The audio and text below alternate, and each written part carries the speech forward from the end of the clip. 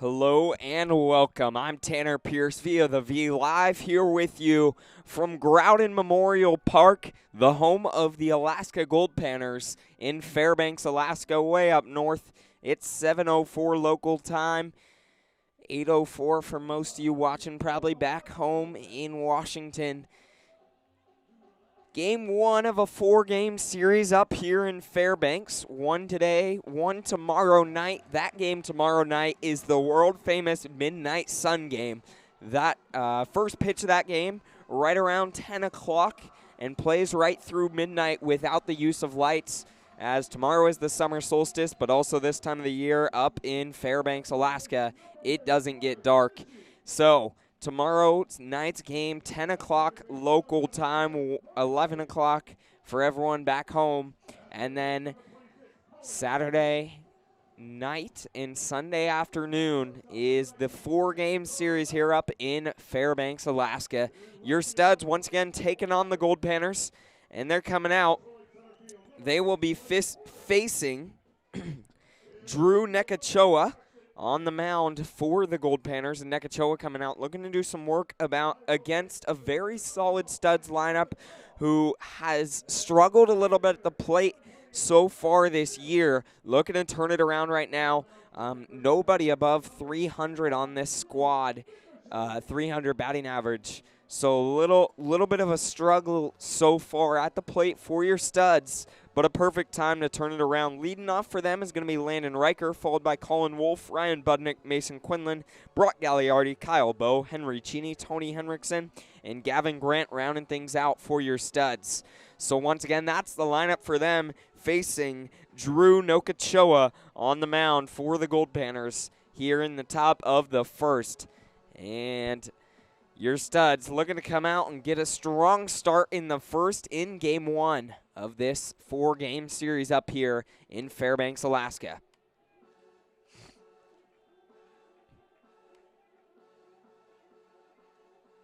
Landon Riker stepping into the box now. Your Studs coming into this game 10-4, 7-3 their last 10 games on a one-game winning streak. Won last night 5-1 against the Redmond Dudes up at University of Washington.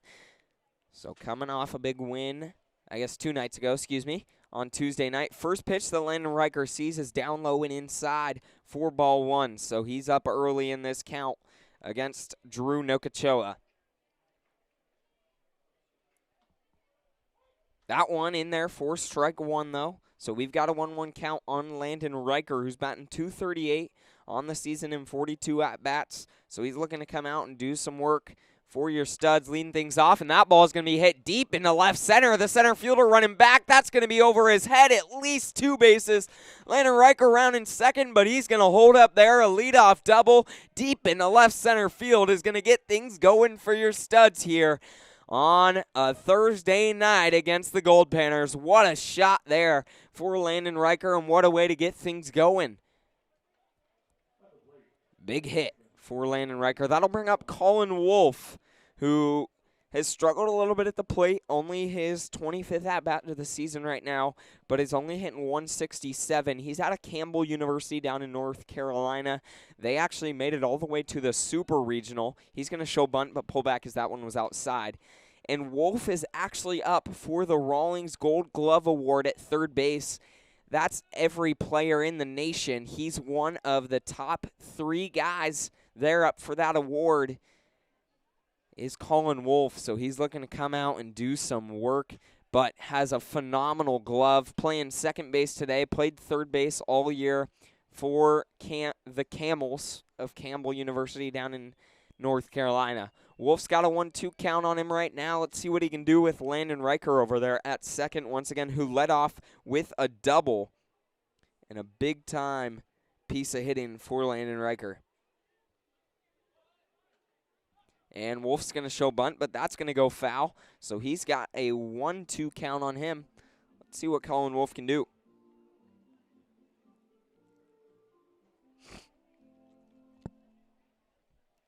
Once again, Wolf looking to do some work right here against Nekachoa.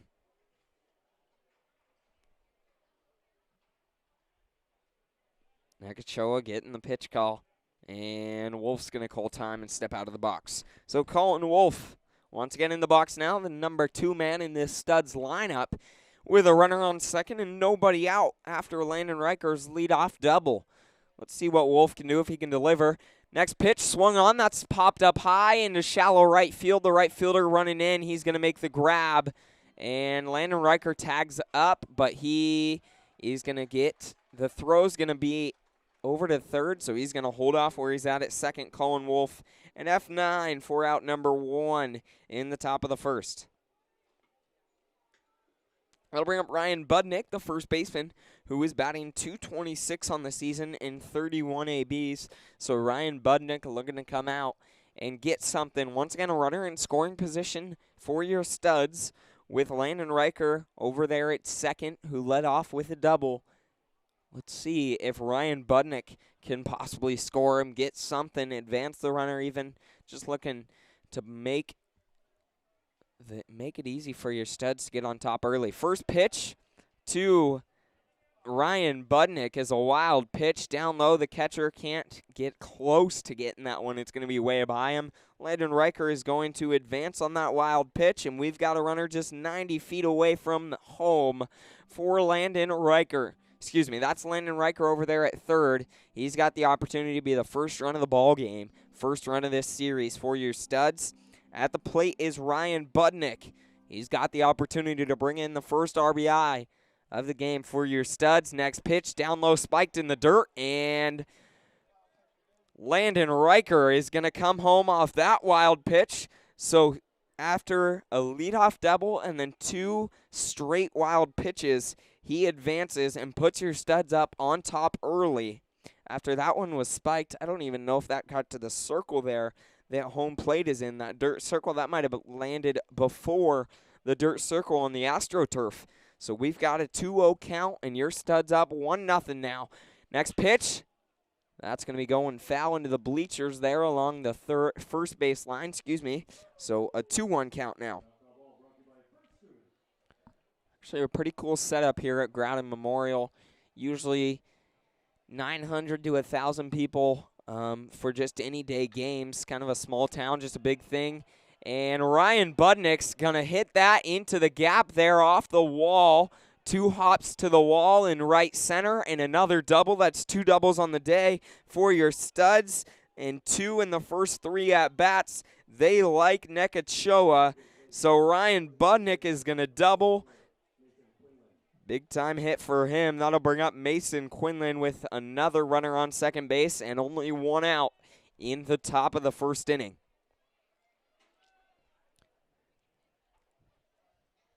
But I've heard that tomorrow night for the Midnight Sun game, there's usually anywhere between 3,000 and 4,000 fans in attendance here at Groudon Memorial Park. Something that not many of these guys have witnessed, either on the Goldpanners or the Studs. So, pretty cool atmosphere. I'm excited to see that tomorrow night. We've got a 1-0 count to Mason Quinlan. And called strike 1 there. 1-1 now to Mason Quinlan, who was not supposed to start, but Brennan Hancock during BP hurt his arm, or his arm was hurting already, took a couple hacks and decided that he should probably rest today. So Mason Quinlan, next man up, and does a job as the next man up as he lines that one into left field. 1 hop to the left fielder. It is going to be there and cut off before Ryan Budnick can come home, but a big-time hit there for Mason Quinlan is going to put runners on the corners with only 1 out for Brock Gagliardi. Let's see what Gagliardi can do. Gagliardi stepping into the left-hand batter's box right now. Runners on the corners, only 1 out in the top of the first. Let's see what he can do.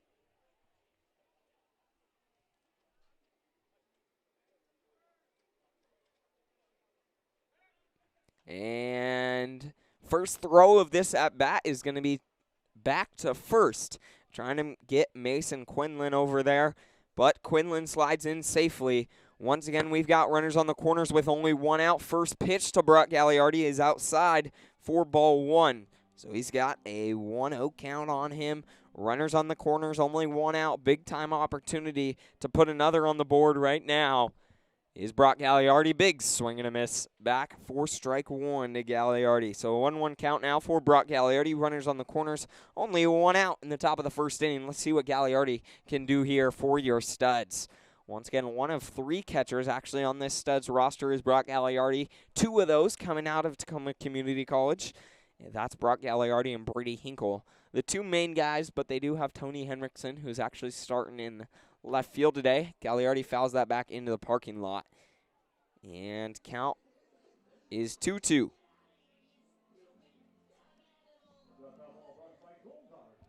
So 2-2 for Brock Gagliardi, who's getting the start behind the dish for game 1. He's going to hit a chopper over towards the second baseman, who's going to flip it to the shortstop and roll it over to first.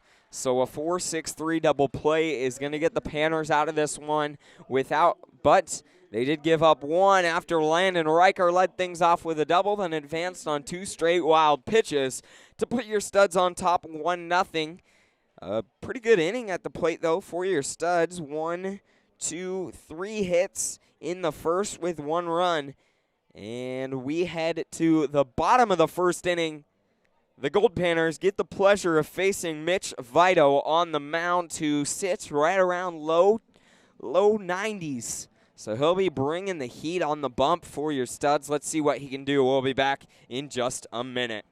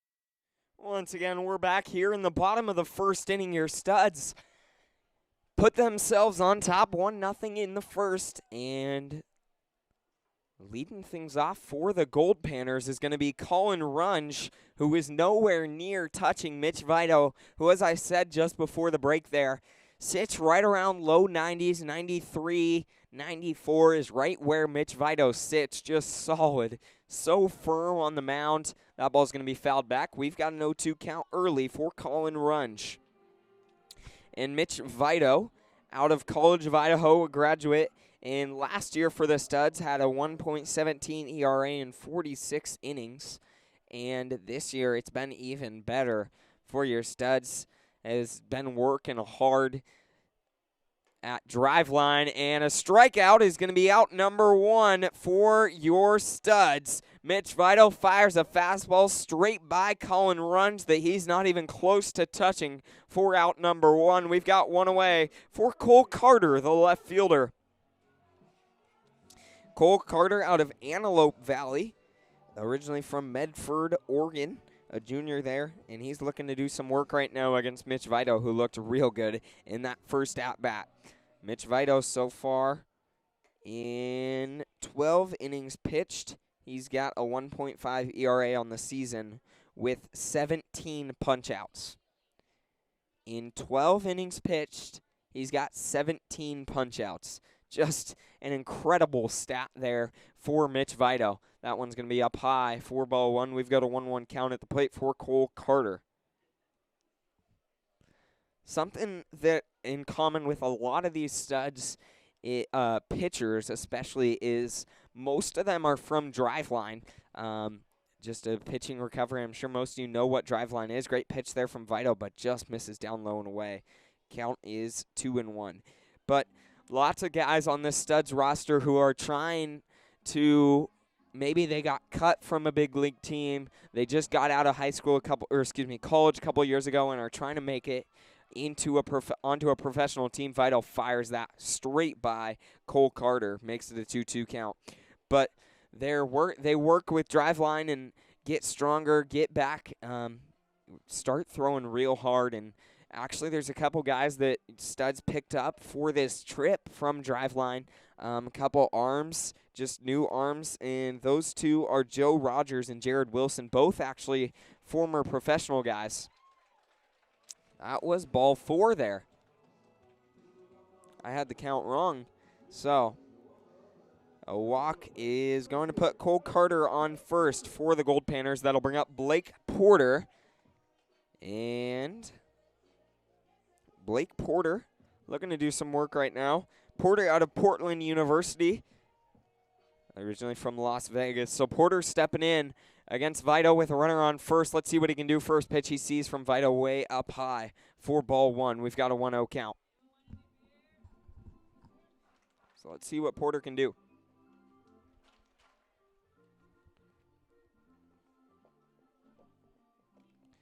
And Vito stepping in, looking to get back into the groove. He had that first at-bat. Next pitch on its way. Fastball fired in right there. Great pitch from Mitch Vito. Makes it a 1-1 count on Blake Porter. So let's see if Vito can keep that velo up. I mean, just so solid. Lots of guys on this studs roster that pack a little velo with them. One of them including Mitch Vito. But also, as I was going back to lots of guys that are on the studs, working with Driveline, trying to make it onto a professional squad. Actually, 2 guys that were on the roster at the beginning of year have been signed with a professional team. That pitch outside corner, great pitch from Vito there, makes it a 1-2 count. One, Sam Hellinger, who signed with the Texas Rangers, and he's actually playing rookie ball for the Spokane Indians. Fun fact about that, Cody Aiden, the studs manager, Barry Aiden, his son, is the pitching coach for the Spokane Indians. Just an awesome story for Cody Aiden. Got a job just on the staff for the Rangers about pitching development and stuff because he was one of the founders of Driveline. And Vito gets his second punch out of the day right there on Blake Porter. As he puts a fastball up high and away for out number 2. That'll bring up Connor Konishi, the first baseman, stepping in.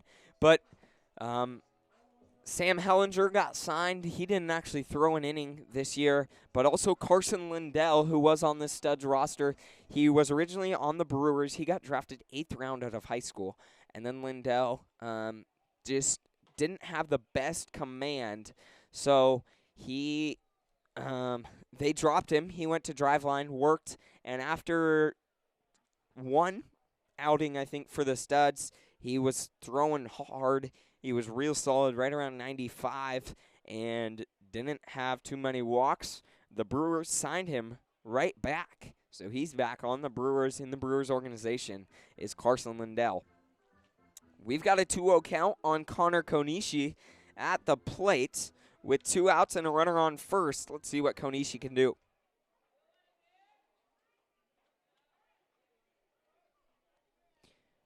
And Vito looking for the first strike of this at bat. Runner's going to go, and it's fouled off into the parking lot there. And count goes to 2-1 at the plate for Connor Konishi. Looking to do some work. He's out of San Jose State University. So this is actually the first time in quite a few years that the studs have been up here in Fairbanks. The the first 2 years, this is my third year announcing for the Studs, but the first 2 years, the Goldpanners were the opening series for the Studs. They came down to Seattle and usually had a 4-game series, but Studs get the pleasure to come up here and actually play in the world-famous Midnight Sun game. We've got a 2-2 count at the plate for Connor Konishi. See what he can do. Vito looking for out number 3 on this next pitch. I'm sure we'll see a fastball up high. He's going to locate there on the outside half. What a pitch from Mitch Vito. He gets Konishi looking for out number 3. So does walk one batter, but strikes out the side. What a great first inning of work from Mitch Vito there for your Studs. They head to the top of the second with a 1-0 lead. We'll be back in just a minute.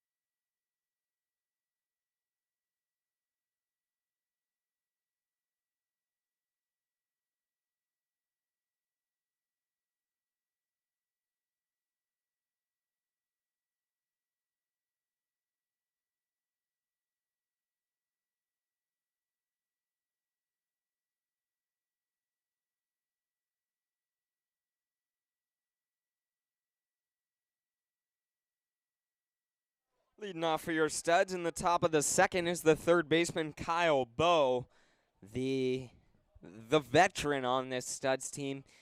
He's still playing. He's into his 30s now and still playing for your Studs. Has quite a glove over there at third base. Actually a firefighter for his day job, but still plays for the Studs in the summertime, which is just impressive.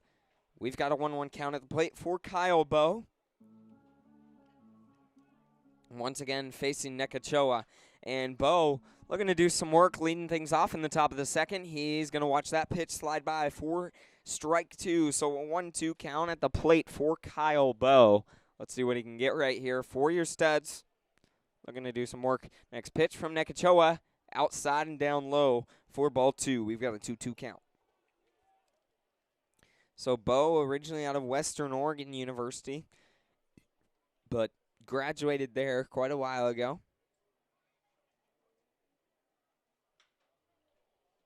And he's going to foul that one down the first baseline. Count remains 2-2 for Kyle Bowe at the plate for your Studs. And let's see what he can do. He's batting .250 on the season in 32 at-bats. Actually, the third highest in this Studs lineup so far today. That's going to be ball 3 to Kyle Bowe. And we've got a full count leading things off in the top of the second inning. Let's see what Kyle Bowe can do for your Studs. Next pitch, swung on, fouled back, going back behind home plate. That's Kyle Bowe. Count remains full. What an at-bat to get things going for Kyle Bowe. Nothing more you can ask out of him right there. And he's going to hit that line drive into right field. The right fielder almost made a great play on it, but it dropped right in front of his glove as he was sliding, trying to make a play on it. So a leadoff single on an 8-pitch at-bat for Kyle Bowe is going to put a runner on with nobody out in the top of the second for Henry Cheney. Great hit there from Kyle Bowe, leading things off for your Studs.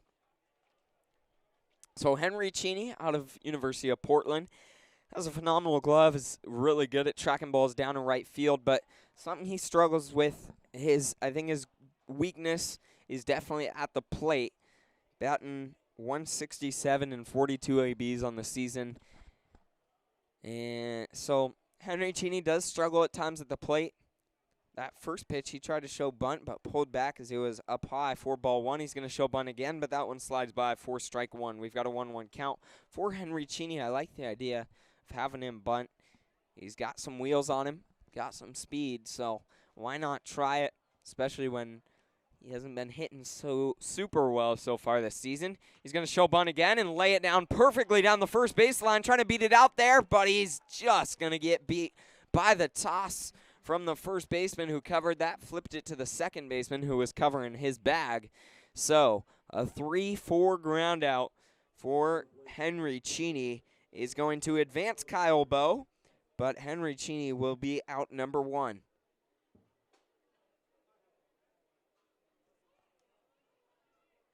I'll bring up Tony Henriksen, who is batting .240 on the season in 25 at-bats. First pitch he sees is down low and away, 4-1. So Henriksen stepping in. Said there's 3 catchers on this stud squad. The 2 main ones, Brock Gagliardi and Brady Hinkle, but Henriksen can get behind the dish if he's needed. Actually, a couple games ago he caught for the Studs. Playing left field, though, today, so Tony Henriksen, a 2-0 count on him right now at the plate with runners, just a runner on second. Let's see what Tony Henriksen can do for your Studs right now with 1 in scoring position, only 1 out. And next pitch on its way. That's going to be down low. They're going to check. They said he went. So we've got a 2-1 count now at the plate for Tony Henriksen. After that check down the line with the first base umpire, they said he swung at it. Let's see what Tony Henriksen can do right here. A 2-1 count, runner on second and only 1 out in the top of the second inning. Next pitch, swing and a miss. 4-2 to Tony Henriksen. Good hack there. So now he's got 2 strikes, looking to shorten up a little bit with a 2-2 count. Let's see what Tony Henriksen can do right here for your Studs. He's got an opportunity to do something. Once again, a runner over there in scoring position. Down low, that ball is spiked, but great work by the catcher, getting it out in front of that one, hopping over, not letting it get by, and not letting Kyle Bowe go anywhere there at second base. We've got a full count at the plate now for Tony Henriksen. 3 balls, 2 strikes. Let's see what Henriksen can do if he can get on board, at least advance the runner. Next pitch, swung on, fouled back, going back behind home plate. And count remains 3-2 for Tony Henriksen. He's battling right now. Great work at the plate for Henriksen.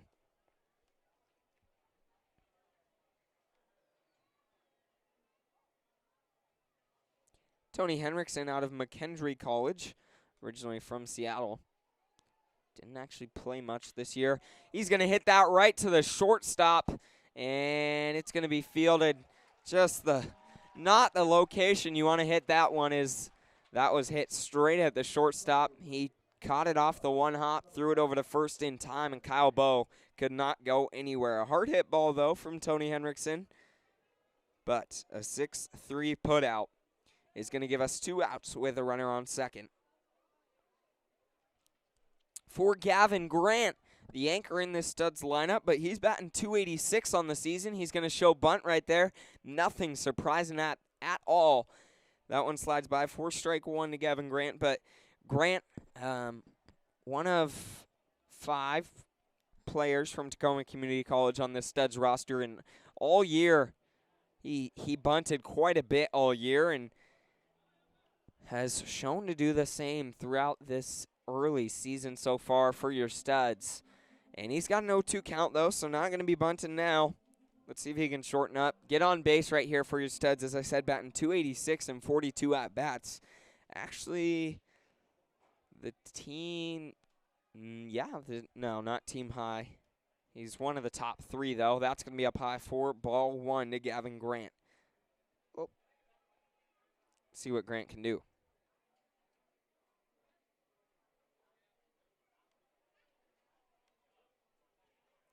And next pitch to Gavin Grant, down low, spiked in the dirt, And count's going to move to 2-2 now for Gavin Grant, who's battling at the plate for your studs. Let's see if he can keep it up right now against Nekachoa.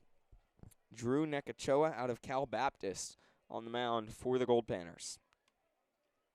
Gavin Grant, the second highest batting average, and a swing and a miss there for strike 3. He's going to strike out swinging for out number 3 in the top of the second inning. After the leadoff single from Kyle Bowe, he gets advanced to second, but other than that, he stays there. Pretty quick inning on the mound, pretty efficient for Nekachoa. No one hit and no runs. Your studs still carry a 1-run lead. They lead 1-0 heading to the bottom of the second. Let's see if Mitch Vito can keep up what he did there in the first. We'll be back in just a minute.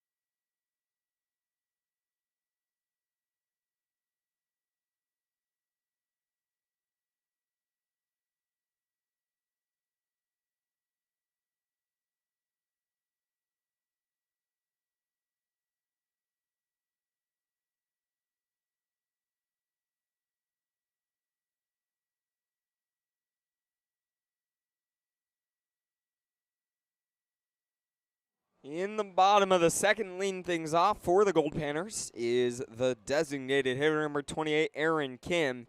He's looking to do something for the Goldpanners. First pitch he sees from Mitch Vito is up high for ball 1. And Kim looking to get something going against Mitch Vito. After Vito struck out the side in the bottom of the first, looking to come out and do something similar right now. Next pitch from Vito. He's going to fire it there on the bottom half for strike 1. Great pitch from Mitch Vito. We've got a 1-1 count. And Vito getting the call. Next pitch on its way. Swung on, fouled back into the netting there behind home plate. Count moves to 1-2 for Aaron Kim. Once again, the designated hitter for the Goldpanners. And Aaron Kim out of UC San Diego.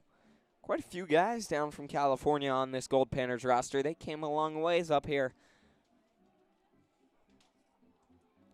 And next pitch from Vito, the 1-2. Swung on, hit over towards Gavin Grant at short. And he's going to throw it to the first baseman there for your studs, Ryan Budnick. Great work there from Gavin Grant, making that look routine. A 6-3 ground out is going to be out number 1. So a little something interesting about this field here. It's old school AstroTurf is the infield. The base paths are dirt, but pretty much the whole infield is old school AstroTurf. And so there is, a lot of the balls play pretty true, but also it moves quickly across this turf. It's almost like playing on a hardwood floor. It bounces pretty truly, but it moves. It gets moving along this surface. We've got no 1 count, and make that an 0-2 now to Ben McKay. After he swung and missed on the first pitch he saw, next pitch he watches it slide by for strike 2. So an 0-2 count now at the plate for Ben McKay. See what he can do. Next pitch from Mitch Vito. That's going to hit hard down the third baseline. That's going to be a base knock down the third baseline. Tony Henriksen chasing it, catching it in the corner. That's going to be a double for Ben McKay. The first hit given up all day from Mitch Vito. Big hit there for Ben McKay for the Goldpanners. On an 0-2 count, he takes that one hard down the third baseline. Going to bring up Braxton Innes for his first at-bat of the day with a runner on second and only one out in the bottom of the second inning.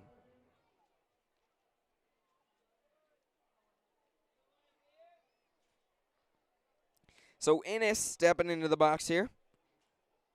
Out of Northern Colorado University. Next pitch, he sees from Vito, fouled back just off the top of the net.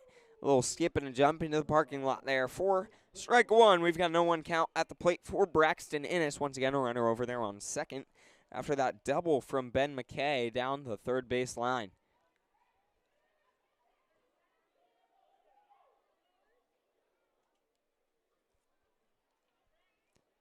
See what Vito can do here.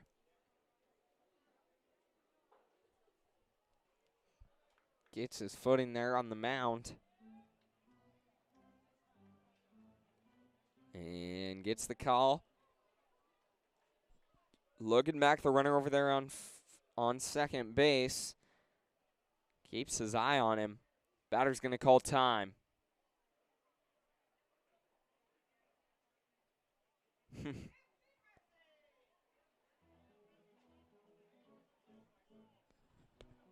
Kind of funny. Mitch Vito playing some games out there.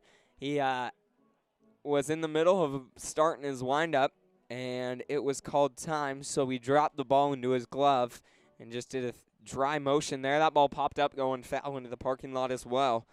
Lots of balls going over there. Count moves to 0-2. So an 0-2 count at the plate for Braxton Ennis, who's looking to do something right now for the Goldpanners with a runner over there on second.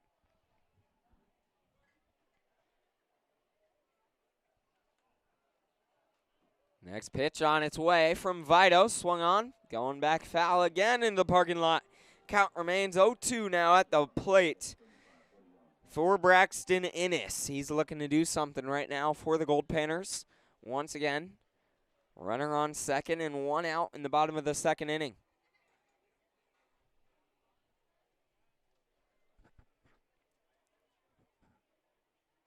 And Vito looking for out number 2. See if he can get it. Just missed on the outside half. We've got a 1-2 count at the plate for Braxton Ennis. The right fielder is looking to do something right now. Advance the runner over there, Ben McKay, who doubled on a hard hit ground ball down the third baseline. Next pitch. Swing and a miss there. And Mitch Vito gets his 4th strikeout of the day on Braxton Ennis. Great work from Vito there for out number 2. Runner stays where he's at. That'll bring up the catcher, number 12, Bryant Nakagawa. And Nakagawa looking to do something with a runner on second. Once again, Mitch Vito got his 4th strikeout of the day on that last at-bat against Braxton Ennis. Looking back, the runner over there at second. Next pitch, he delivers home. That's going to be hit hard. Foul ball down the first baseline. Count moves to 0-1 for Bryant Nakagawa, the catcher, behind the dish for the Goldpanners here tonight.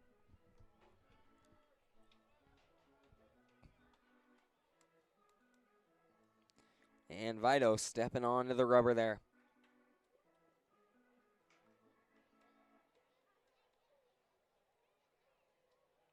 Next pitch from Mitch Vito is going to miss outside and up high for ball 1. We've got a 1-1 count at the plate. Mitch Vito looking solid so far for your studs. Only giving up 1 hit. 4 strikeouts, 1 walk. Looking good. Next pitch on its way. Great pitch on the outside corner. Mitch Vito getting him with the off speed. 4 strike 2. Count moves to 1-2 with 2 outs for Bryant Nakagawa. Let's see if Mitch Vito can get him right here.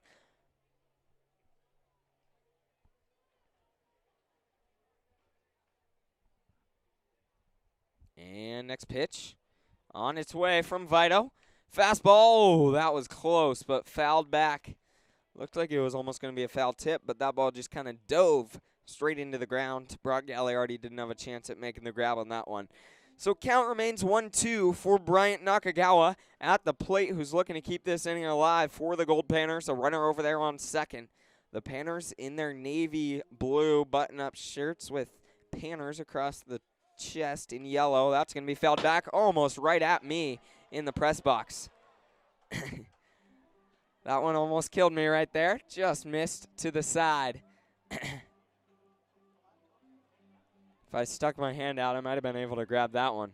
So we've got a 1-2 count still at the plate for Bryant Nakagawa.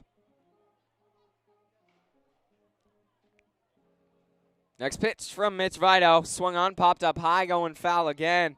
Nakagawa battling at the plate right now for the Panners. That's 3 straight foul balls. This will be the 7th pitch of the at-bat right here from Mitch Vito.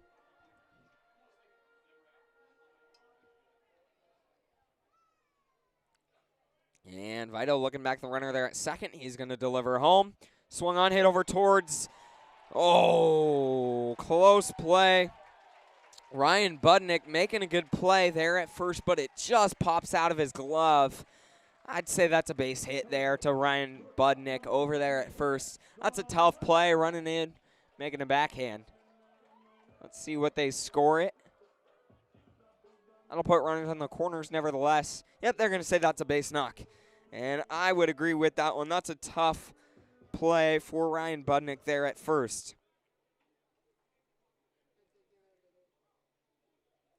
So we've got runners on the corners with 2 outs for Grant DeLopp out of Washington State University. Swung on, hit hard towards Gavin Grant at short, who's going to chest it up, throw it to first. Not in time. Grant DeLopp beats that one out to tie this one up. Gavin Grant bobbled with it a little bit over there at short. Couldn't get the throw to first in time. And let's see. I think that's going to be a base knock as well. Yep, another base hit is going to score the first run of the game for the Goldpanners to tie this one up at 1s in the bottom of the 2nd inning.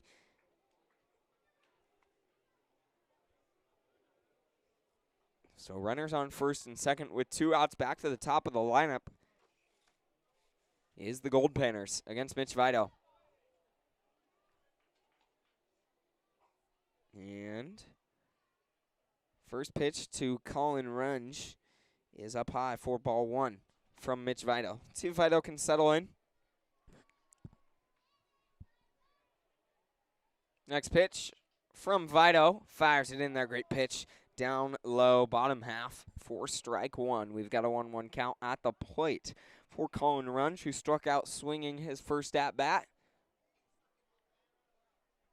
Once again, runners on first and second with 2 outs. A 1-1 ball game in the bottom of the 2nd. That's going to be called strike 2 there to Colin Runge. We've got a 1-2 count at the plate. The Goldpanner fans not liking that call. Oh, no, that's ball 2. Excuse me. That was ball 2. We've got a 2-1 count at the plate for Colin Runge. Swung on, popped up, going foul back behind home plate. 2-2 count. 2 balls, 2 strikes. Runners on first and second with 2 outs. In the bottom of the 2nd inning, lots of 2s right now. See if Mitch Vito can get out of this thing for your studs. And Vito looking back the runner there at second. He's going to deliver home. Hit right back up the middle to center field. Throwing it home, and it's not going to be in time. So a base knock right up the middle for Colin Runge is going to put another run on the board for the Goldpanners and give them their first lead of the game. It's a 2-1 ball game. Runners on first and second with 2 outs.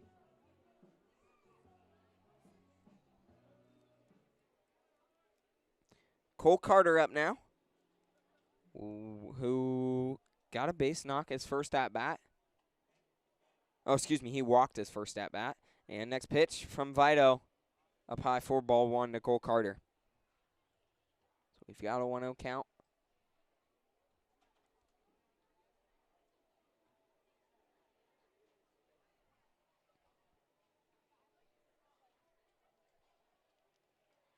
And next pitch from Vito. A little bit of velo on that one. 4-strike-1. We've got a 1-1 count. Once again, runners on first and second with 2 outs. A strong first inning for Mitch Vito. But then these Goldpanners picking him up a little bit here in the second. They take a 2-1 lead. Swing and a miss way behind that one. For these Goldpanners is Cole Carter. He wasn't even close to touching that one. Count moves to 1-2 now at the plate for Cole Carter, who's looking to do some work.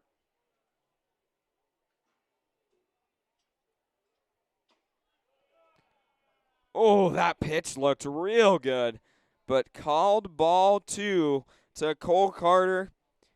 Everyone started walking off the field after that one, but it was called ball 2.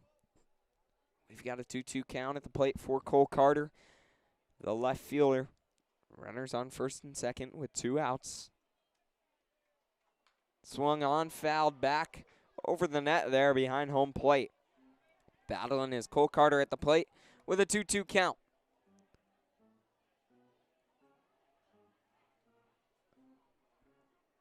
Beautiful day here in Fairbanks. It's been right around the 80s, low 80s, upper 70s. I mean, just been a beautiful day. Clear skies, blue skies. Next pitch from Mitch Vito. Oh, called up high for ball 3, so we've got a full count at the plate to Cole Carter. See if Mitch Vito can figure it out right here.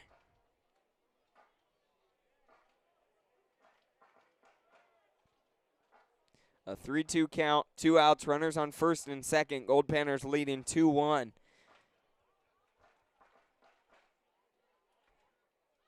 And next pitch, runners are going to go. Fouled back over the net there behind home plate.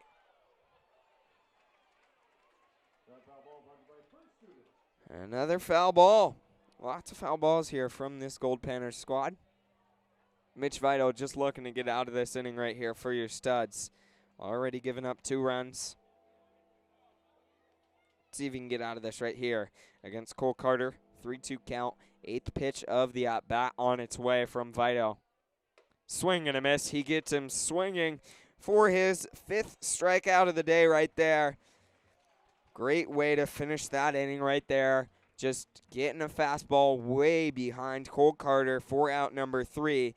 The Goldpanners do take a 2-1 lead, though, in the bottom of the second. We'll be back for the top of the third after they get, let's see here, 1, 2, 3, 4.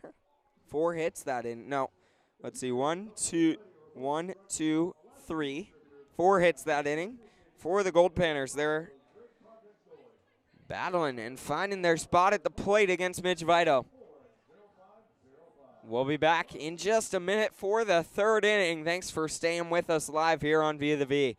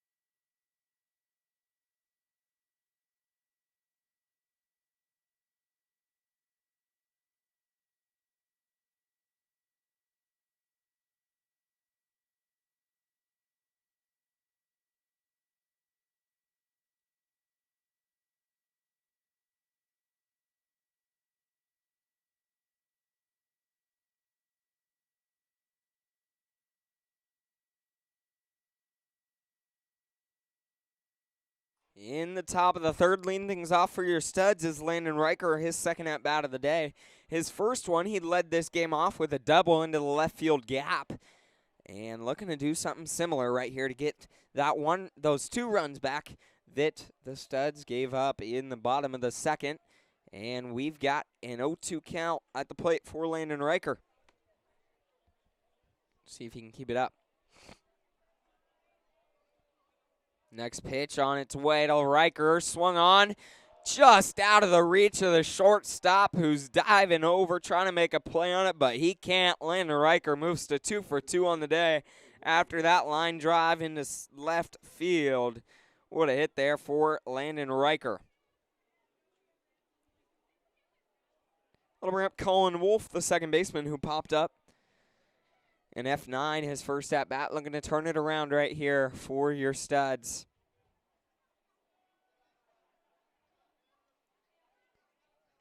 Next pitch, Wolf's going to show bunt, lay it down the first baseline. That's going to be close, but he's going to be thrown out after the 1-3, but Landon Riker does advance to second. So a sac bunt for Colin Wolf is going to advance the runner for out number 1. It'll bring up Ryan Budnick, who also had a double his last at-bat, his into the right field gap. So let's see what Budnick can do right here. Once again, a runner on second in scoring position for your Studs. Budnick looking to do something right now. Next pitch on its way. That's going to be down low and away for ball 1 to Ryan Budnick. So Budnick looking to do something right now for your Studs against Nekachoa, who's your Studs looking to get back the 2 runs they gave up in the bottom of the second. At least get 1 back right now. Next pitch, down low and inside for ball 2 to Ryan Budnick, a 2-0 count.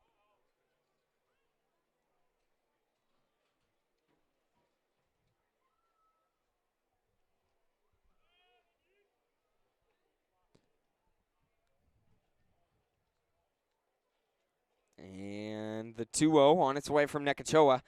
Up high and away for ball 3. So a 3-0 count. I'm assuming this is going to be a take from Ryan Budnick. But you never know.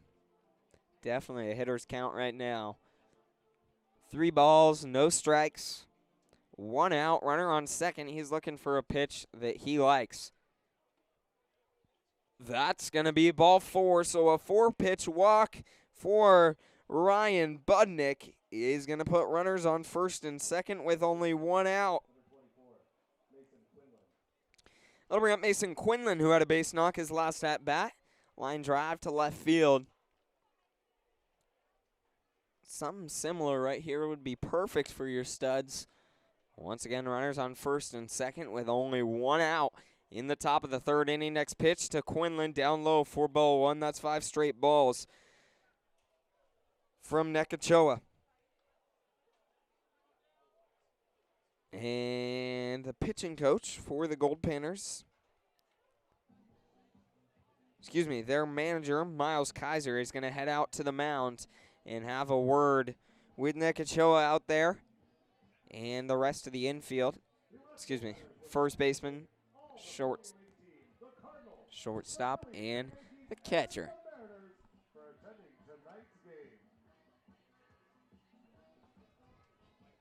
And Studs in a big-time opportunity right now. Big-time situation at the plates for Mason Quinlan, who's got a 1-0 count, runners on first and second, and only 1 out in the top of the 3rd. Big-time opportunity for the Studs to put a couple on the board, get back at least 1, if not more, that they gave up in the second as the Goldpanners lead 2-1.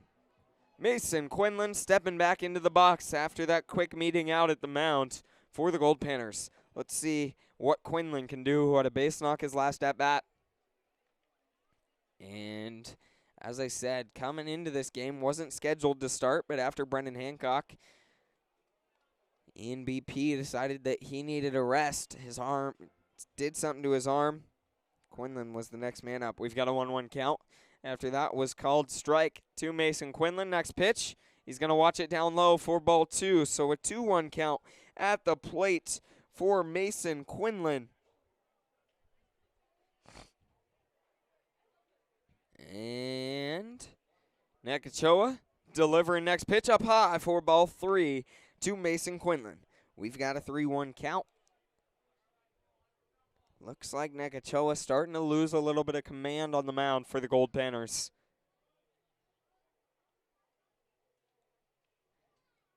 Next pitch. That's going to be called ball 4 to Mason Quinlan. So 2 straight walks is going to load the bases with only 1 out for Brock Gagliardi. Let's see what Gagliardi can do here for your Studs. With the bases juiced and only 1 out.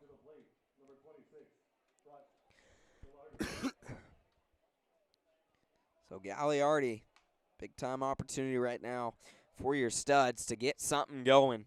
Gagliardi grounded out into a double play his last at bat, so looking to do something different right here. Once again with the bases juiced and only 1 out. First pitch that he sees going foul. That looked good, but it's foul into foul territory there along the third baseline. Bounced actually off one of the light poles. So Gagliardi an 0-1 count. Let's see what he can do. Swung on that one in the dirt. Not happy about that. He's got an 0-2 count. Let's see if Brock Gagliardi can shorten up. He's got 2 strikes on him. Looking to do something right here for your Studs. Ball hit into the outfield will score 1 more than likely. So let's see what Brock Gagliardi can do right here for your Studs. An 0-2 count, 1 out. Big time situation right here. Next pitch from Nakachoa way outside for ball 1 to Brock Gagliardi.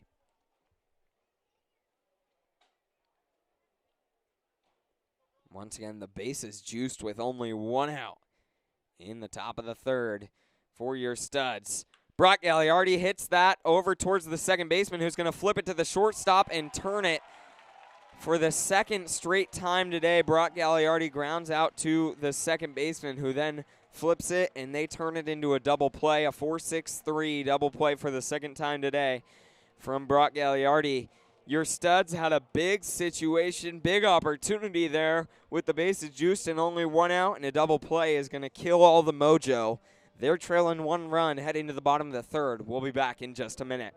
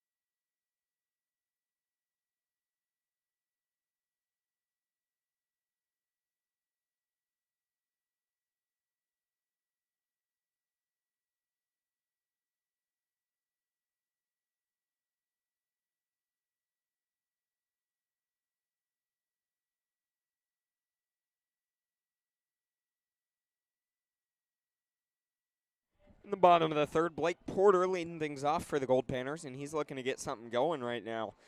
They had a big time bottom of the second. They put up 2 runs and gave themselves a 1-run lead. And first pitch to Porter from Mitch Vito. Great pitch in there, 4-strike-1. Porter struck out swinging his first at bat, and he's got no 1 count now in his second. Next pitch. Big swing and a miss there from Blake Porter against Mitch Vito. Great pitch there from Vito. Just putting it up high and by him for strike 2. We've got an 0-2 count at the plate for Blake Porter. And next pitch from Vito. Swung on, fouled up, going into the parking lot. Behind home plate, and count remains 0-2 for Blake Porter, who's looking to get something right here.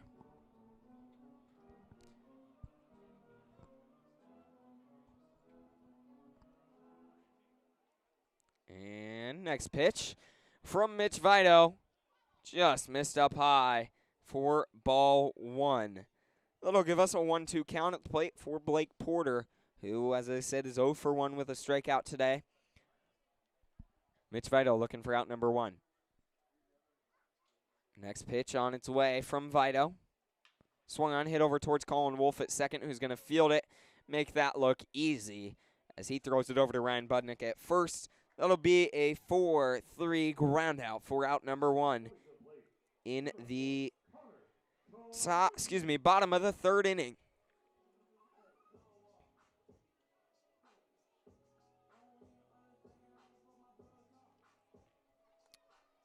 We'll bring up Connor Konishi.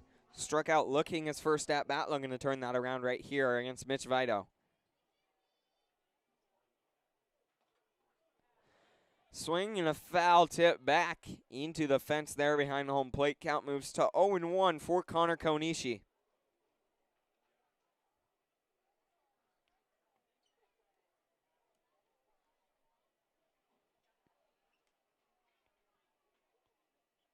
Next pitch. Great pitch there from Mitch Vito, locating on the outside half for strike 2. We've got an 0-2 count at the plate for Connor Konishi.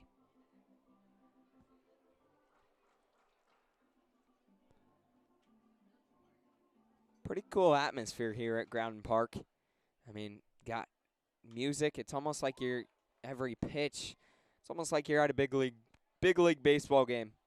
Just trying to give these people up in Fairbanks. I mean, they really don't have the opportunity to go to a big league game like most of us do on a regular basis. So I guess not most of us go on a regular basis, but have access to. These people up here don't really have the opportunity. So, wow, what a pitch there from Mitch Vito. It's called ball 1, though.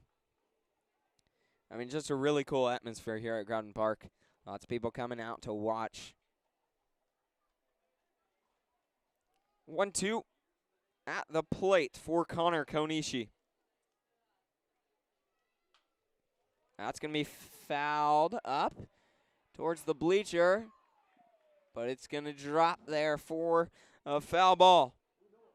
Count remains 1-2.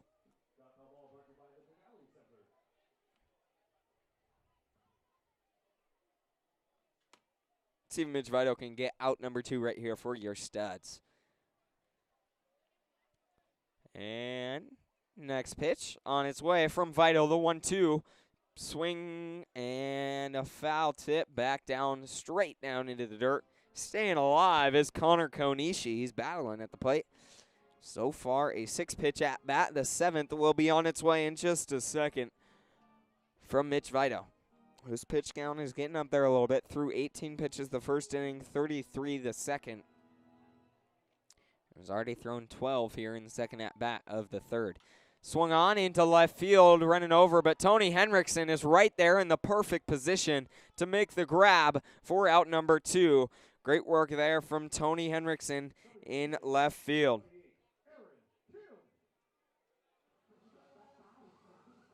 We've got 2 away with nobody on.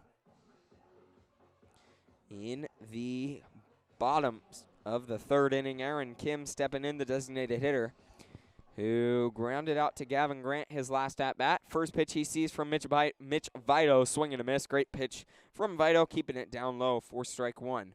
We've got no 1 count.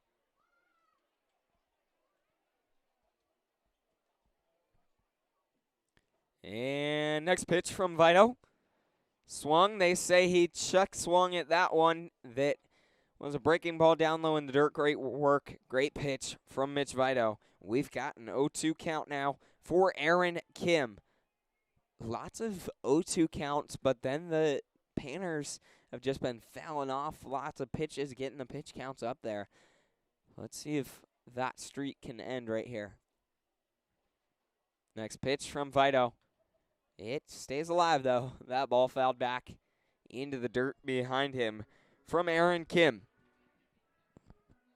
So we've got an 0-2 count at the plate with 2 outs and nobody on in the bottom of the 3rd inning for the Goldpanners. 8 o'clock. It looks like it's 5. As we said, the land of the 24-hour sun here up in Alaska. Next pitch on its way. Swung on. Yes, he did. Check swing. Drop 3rd strike, but Gagliardi's going to catch it and tag him. So Mitch Vito gets his 6th strikeout of the day there on Aaron Kim, who watches it slide by down low. He swung on that one, actually. Check swing. It was called that he swung at it. So we've got 3 away, a very efficient 1-2-3 there for Mitch Vito. A great way to bounce back after he struggled a little bit in the 2nd, came back and went 1-2-3 with a strikeout in the bottom of the 3rd inning. We're back for the top of the 4th in just a minute. Let's see what your studs can do if they can get the bats going again against Drew Nekakoch.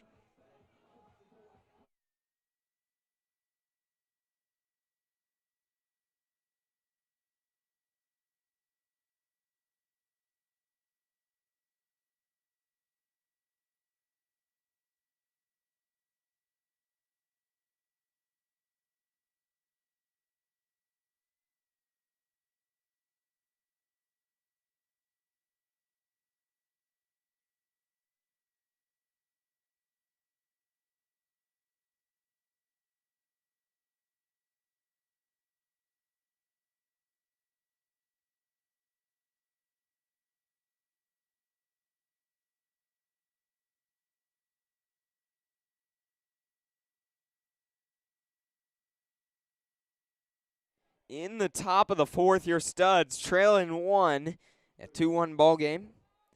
Kyle Bowe leading things off for your studs in the top of the 4th. He led things off, actually, in the top of the 2nd and got a base knock to get things going into right field, but nothing happened after that.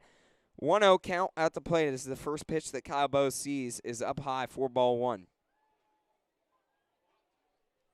Next pitch from Nekakoch.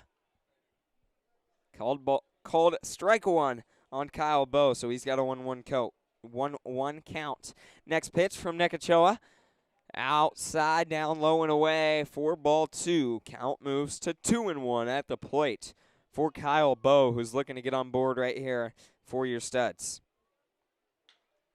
And that ball is going to be hit hard into the gap there in right center. It's going to hit one hop. Kyle Bowe, a double there into right center, is going to get things going in the top of the 4th inning. The 3rd double on the day for your studs so far. What a hit there for Kyle Bowe.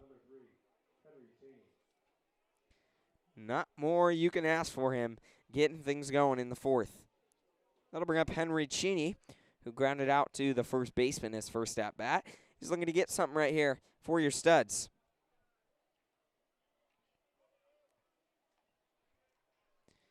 And next pitch, Cheney's going to show bunt, but pull back as that one was way up high and inside, coming towards his face. So we've got a 1-0 count to Henry Cheney.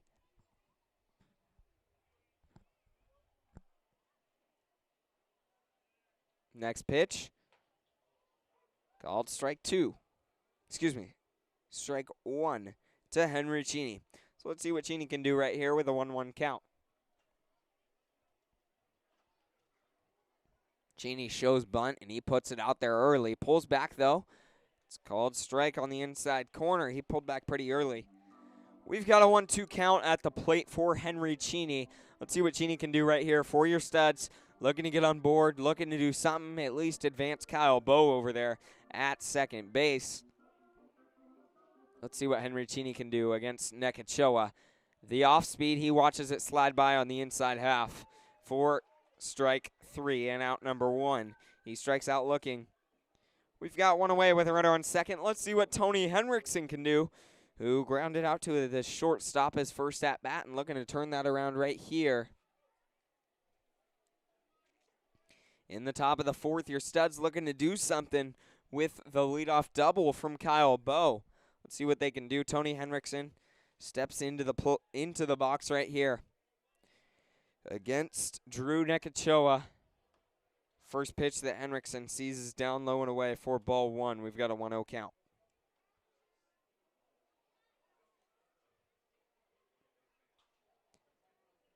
And Henriksen stepping in.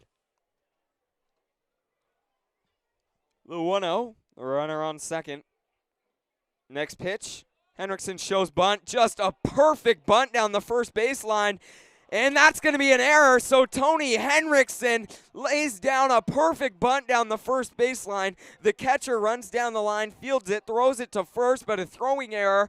It goes off the glove of the first baseman out into no man's land, and Kyle Bowe is able to round third and come home. Tony Henriksen is able to advance to second. Just a great work there after the throwing error from the catcher, Bryant Nakagawa. So Tony Henriksen lays down the perfect bunt down the first baseline. And foul tip is the first pitch that Gavin Grant sees in his second at-bat of the day. He struck out swinging his first. So we've got a 2-2 ball game now. And the 0-1 to Gavin Grant. Down low in the dirt for ball 1. We've got a 1-1 count. Once again, a runner on second now after Tony Henriksen laid down a real good bunt and then reached on error. And that error actually brought home Kyle Bowe from second.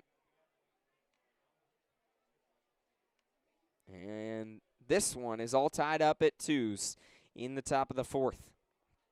Stepping off the mound is Drew Nekachoa. And he's back ready to go against Gavin Grant. A 1-1 count and a runner on second. Next pitch from Nekachoa. Gavin Grant shows bunt but pulls back as that one misses low and away for ball 2. We've got a 2-1 count at the plate for Gavin Grant, who's looking to get something right here for your Studs. Let's see what he can do against Nekachoa. Next pitch. Grant swung on, lined into left center. That's going to drop off the one-hop. Tony Henriksen is held up at third after a great play from the center fielder, cutting that off the one-hop and throwing it in. Tony Henriksen got the go-ahead call at first, but then Barry Aiden cut him off at the last second, which I think was the right call, as that throw was almost right on the mark. It was cut off from the pitcher, but a base knock into left center from Gavin Grant is going to put runners on the corners for your Studs with only 1 out. Great hit there from Gavin Grant.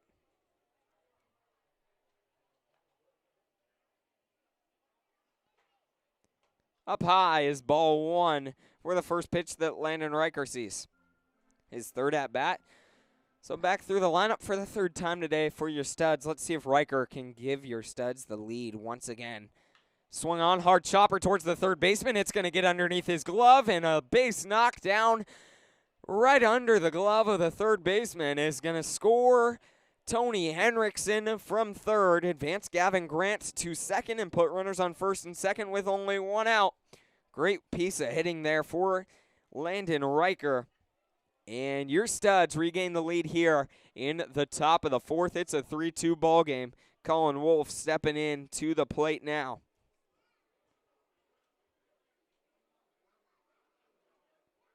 Once again, runners on first and second.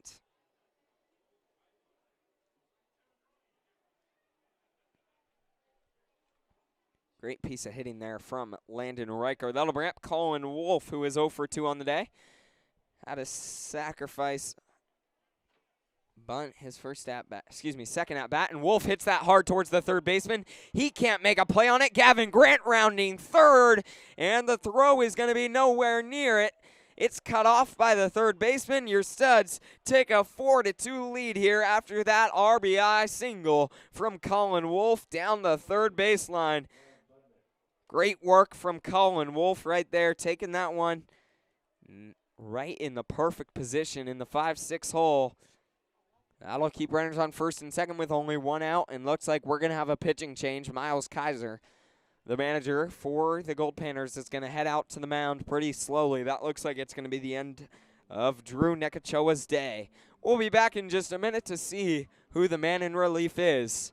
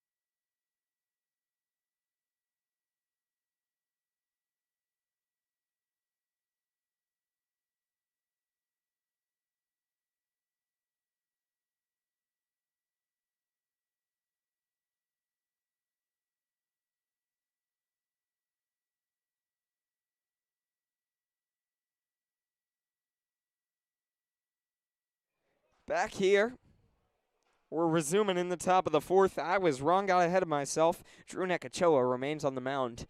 It was the second meeting out there, so I figured out it was pitching change. Giving up 3 runs so far this inning, but nope, he stays on the mound with runners on first and second and only one out. Ryan Budnick, who is 1 for 1 with a walk on the day, has got the opportunity to keep this going. Already 4 hits, 3 runs so far this inning for your Studs. Only 2 of those runs being earned, but still 3 runs so far. We've got a 0-1 count at the plate for Ryan Budnick. Let's see what Budnick can do. Once again with Colin Wolf over there at second. Colin Wolf at first. Landon Riker at second. Next pitch, big swing and a miss there from Ryan Budnick for strike 2. We've got an 0-2 count.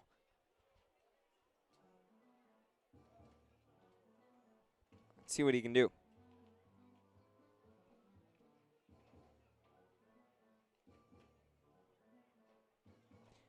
And Ryan Budnick, an 0-2 count.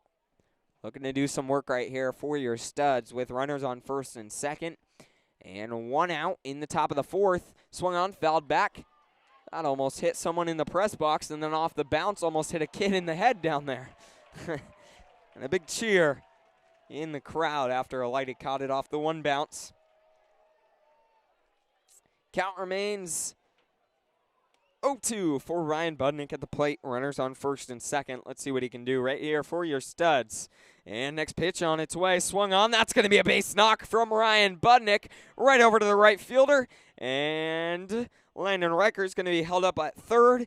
The 5th base hit of the inning right there from Ryan Budnick into right field is going to load the bases for Mason Quinlan. Let's see what Quinlan can do.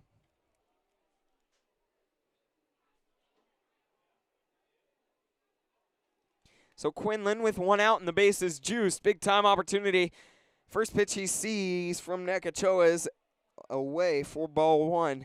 Walked his last at bat at a base knock walked his last at bat. So let's see what Mason Quinlan can do right here. Up high for ball 2 to Mason Quinlan. So he's got a 2-0 count.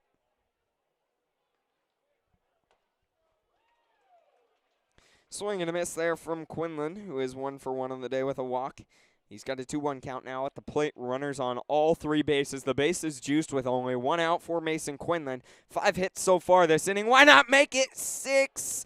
As that one's hit into the gap there in left center. Only going to score 1 as that one looks like it almost could have been caught, but it was not. Dropped. Landon Riker comes in from third for your Studs to make it a 4-run inning. 5 hits. What an inning at the plate for your Studs, and that is going to be the end of Nekachoa's day. So we'll be back in just a minute to see who comes out in relief in the top of the 4th for Drew Nekachoa. Stay tuned.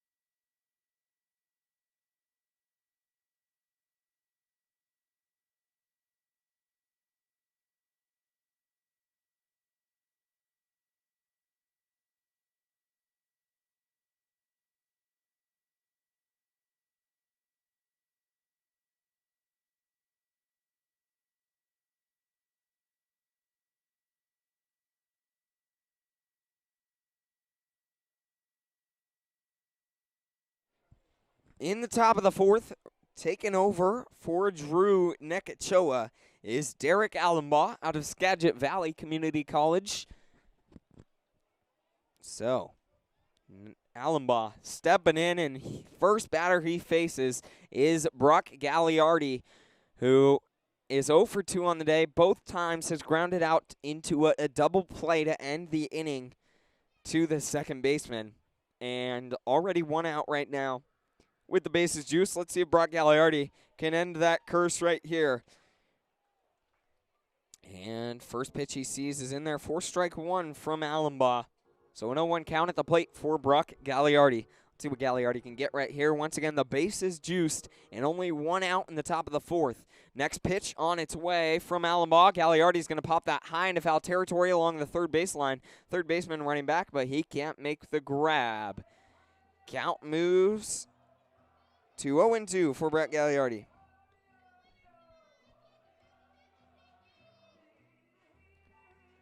So an 0-2 count at the plate for Brock Gagliardi. Let's see what he can do right here for your Studs.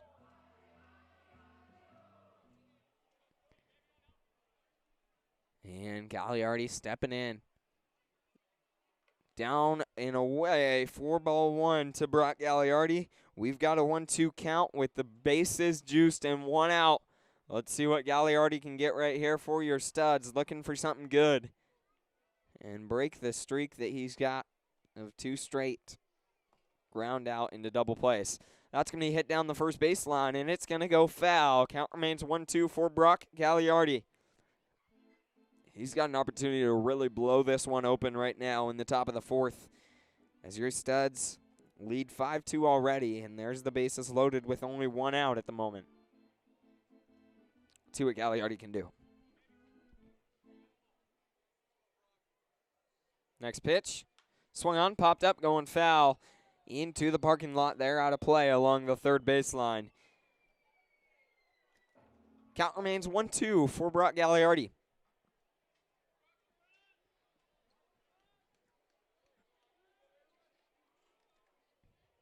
And next pitch on its way from Allenbaugh. That's going to be up high for ball 2 to Gagliardi. So great work. Sixth pitch of the at-bat right there to Brock Gagliardi. Once again facing Derek Allenbaugh out of Skagit Valley Community College. Allenbaugh getting his grip in there on the plate. On the mound. And stepping in. That ball's going to be down low in the dirt to give us a full count at the plate for Brock Gagliardi. A 3-2 count. Full count right now. Let's see what Brock Gagliardi can do on this next pitch for your Studs. Next pitch on its way up high for ball 4. Brock Gagliardi's going to walk to bring another runner in. And great work there. That'll make it a 6-2 ball game.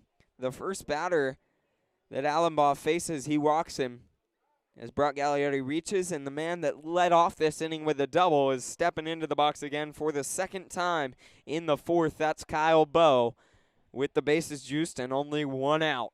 Let's see what Bowe can do right here for your Studs. First pitch he sees inside for ball 1. So a great inning so far for your Studs. Next pitch on its way from Allenbaugh up high for ball 2. So count moves to 2-0 to Kyle Bowe. Bases juiced. One out. Top of the fourth inning. So far, great inning for your Studs. A 5-run inning and 5 hits. Next pitch. Inside, called strike 1 to Kyle Bowe. So good pitch there from Allenbaugh, delivering on the inside half, right there, just on the edge of the strike zone. Count moves to 2-1. Next pitch. Down low for ball 3 to Kyle Bowe. So we've got a 3-1 count. Derek Allenbaugh struggling to find the strike zone right now for the Goldpanners. Don't have anyone heading out to the bullpen yet. And the next pitch. Swung on hard down to the third baseline. It's going to go foul. Good hack there from Kyle Bowe. Count moves to full. 3 balls, 2 strikes. With 1 out and the bases juiced.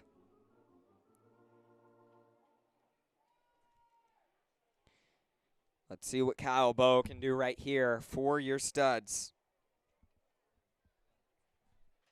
Swung on, fouled up. Going out of play there along the first base line. Good hack from Kyle Bowe. He's battling right now at the plate for your Studs. Great work. And Bowe on the day is 2 for 2 with a single and a double. So halfway to the cycle.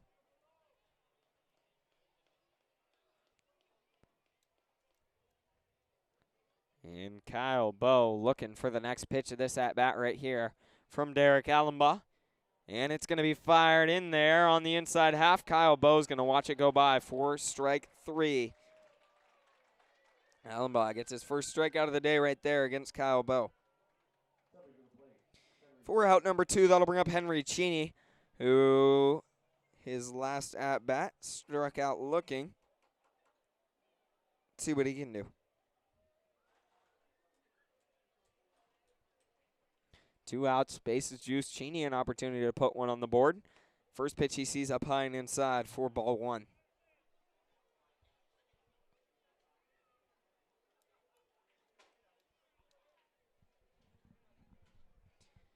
And next pitch on its way from Derek Allenbaugh. Big swing and a miss there from Henry Cheney. 4 strike 1. Count moves to 1-1 with the bases loaded and 2 outs into the top of the 4th inning. What an inning so far for your studs. Let's see if Cheney can keep it up. Swung on, fouled back, going out of play. Count remains 1-2 for Henry Cheney. He's battling right now at the plate. Let's see if he can keep it up.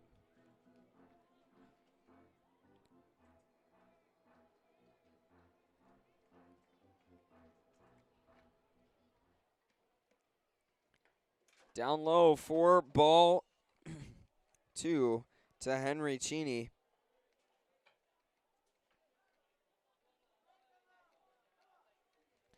So a 2-2 count at the plate. 2 outs. Bases juiced. Top of the 4th inning. Next pitch up high for ball 3 to Henry Cheney. We've got a full count. And Cheney an opportunity to do something right here for your studs. Let's see what he can do. Facing Derek Allenbaugh. Next pitch, runners are all going to go. That ball's fouled back behind home plate up over the press box here. Count remains 3-2. Great at bat so far from Henry Cheney. Let's see if he can keep it up.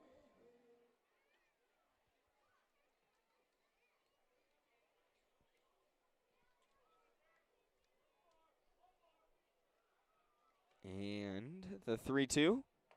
Swing and a miss there for out number 3. Henry Cheney strikes out swinging in the top of the 4th. But a 5-run inning for your studs, a big-time inning for them nevertheless. Let's see.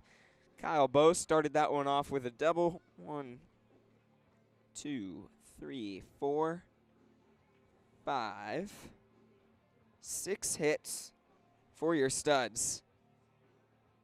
And 3 runners left on base. So 5 runs, 6 hits, and 1 error puts your studs back on top. 6-2 in the top of the 4th, but we head to the bottom of the 4th in a minute.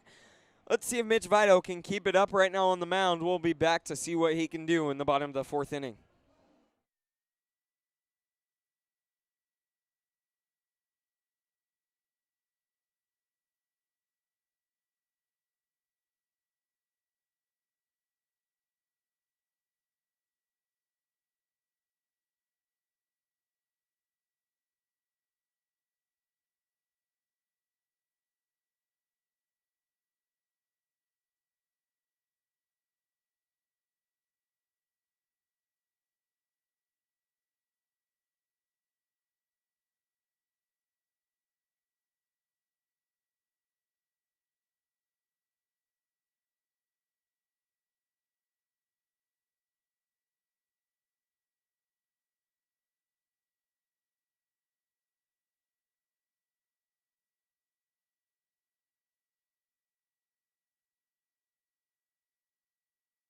In the bottom of the 4th, leading things off for the Goldpanners is Ben McKay, the second baseman, who his first at-bat had a double for the Goldpanners and then came around to score, actually. He was the first run of the game for them.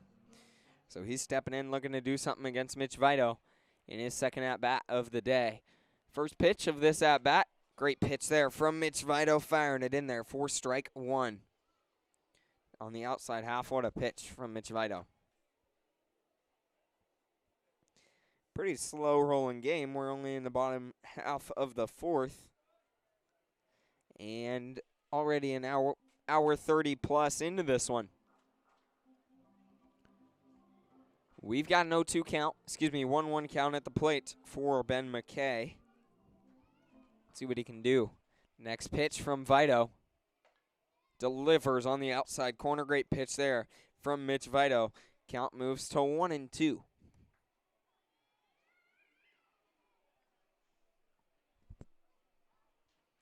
And Vito looking for out number 1 in the bottom of the 4th. Next pitch on its way.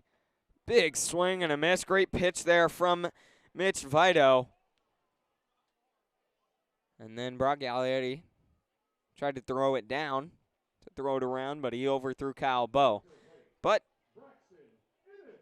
that is the 1, 2, 3, 4, 5, 6, 7th strikeout of the day for Mitch Vito right there as he gets Ben McKay swinging for out number 1.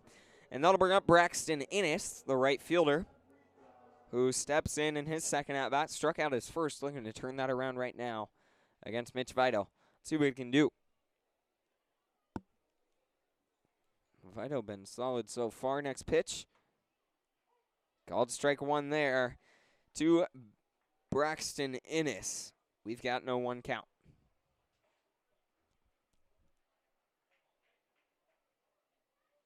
Once again, only the bottom of the 4th. It's already 8:39. Next pitch on its way from Vito. Way inside for ball 1.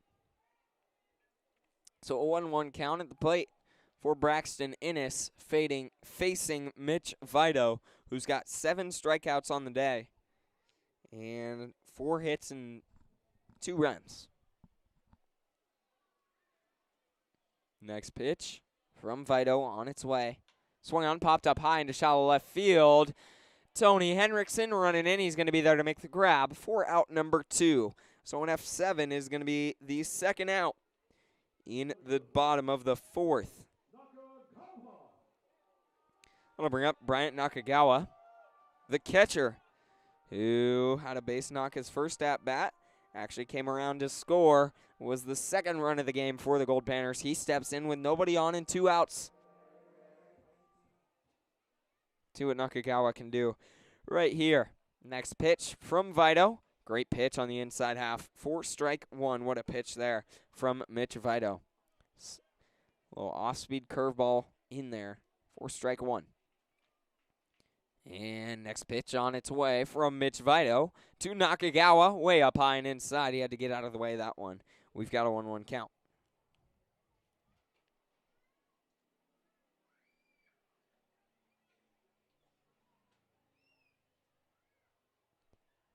So 1-1 at the plate with 2 outs and nobody on.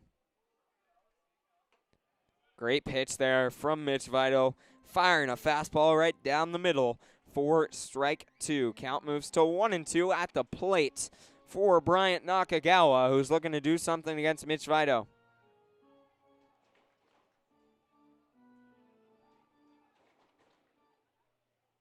Next pitch. Vito slipped and fell and gets him swinging and a miss for strike 3. He gets his 8th strikeout of the day right there on Bryant Nakagawa as he slipped delivering that pitch. But it didn't matter. A 1-2-3 bottom of the 4th. Keeps your studs on top 6-2. Great inning there from Mitch Vito. And just a 11-pitch inning from Mitch Vito. Great work striking out 2 of the 3. We'll be back in just a minute for the top of the 5th inning.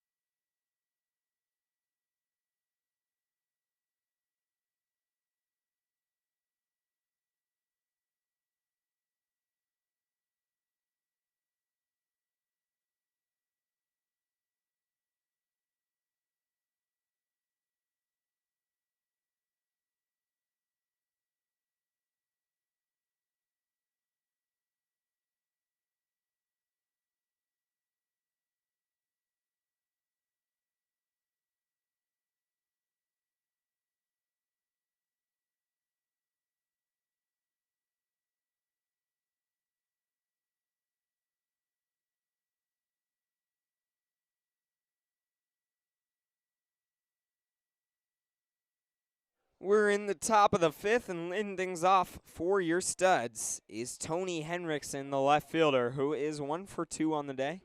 Excuse me, 0 for 2. No, 0 for 1 with an error is Tony Henriksen. So he's stepping in, looking to do some work right now against Derek Allenbaugh. First pitch of this at-bat to Henriksen is way up high for ball 1.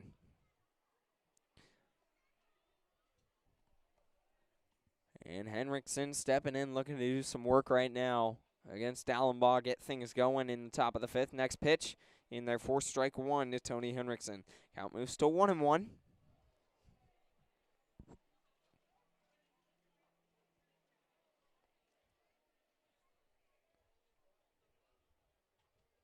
Next pitch from Allenbaugh, hit hard over towards the third baseman who tries to make a play on it, but it pops out of his glove. That's a tough play to make. So a base knock for Tony Henriksen. Hard hit ground ball right there in the 5-6 hole. Third baseman almost had an opportunity at making a play on that one, but even if he gloved that up, I don't know if he would have made the throw in time. So a base knock for Tony Henriksen gets us going in the top of the fifth. That'll bring up Gavin Grant, who is 1 for 2 on the day. Had a big single his last at-bat, an RBI, and then actually came around to score. Next pitch, swung on, popped up foul, going out to play above the press box. So an 0-1 count for Gavin Grant. Let's see what he can do.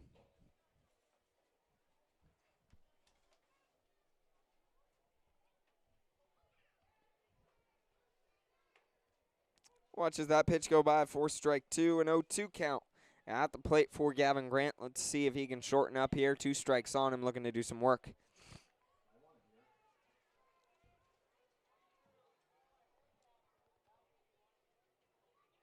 Runner on first. Down low and away for ball 1 to Gavin Grant. He's got a 1-2 count. Runner on first and nobody out in the top of the fifth.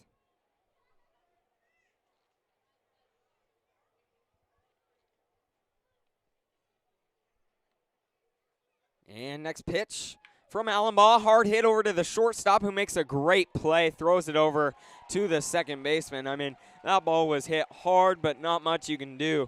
Great play there from the shortstop, fielding it, throwing it to the second baseman. So a 6-4-3 double play is going to give us 2 outs in the top of the fifth. Third double play rolled between those 2 guys up the middle for the Goldpanners so far today. That'll bring us to the top of the lineup and bring up Landon Riker, who's had quite the day at the plate. He's 3 for 3.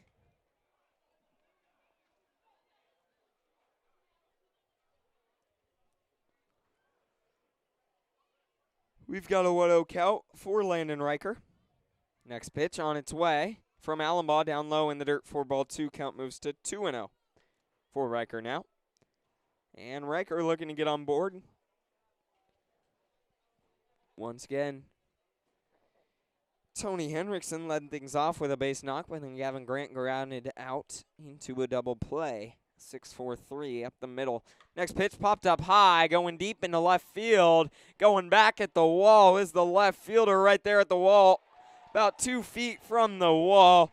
What a catch there, what a play from the left fielder. Tracking that one down and making the grab for out number 3. Hard hit, good hit ball there from Landon Riker. And he moves to 3 for 4 on the day. What a day at the plate for Landon Riker. We head to the bottom of the fifth. See what Mitch Vito can do coming out for his 5th inning of work. We'll be back in just a minute.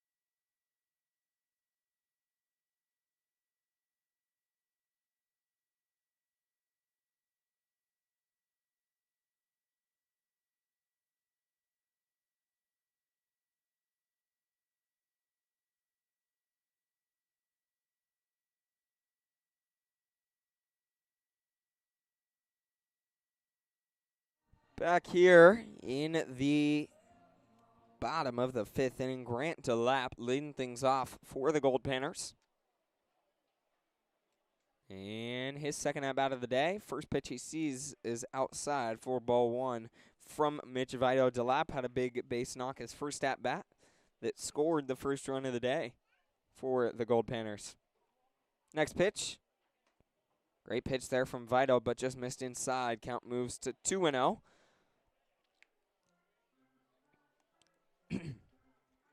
So a 2-0 count at the plate for Grant DeLapp. Mitch Vito looking to battle back right here. Next pitch on its way. Big swing and a miss way out. Nowhere near touching that one from Mitch Vito. Great pitch from Vito. That'll give us a 2-1 count at the plate. So Grant DeLapp only his second at-bat of the day right here. Next pitch.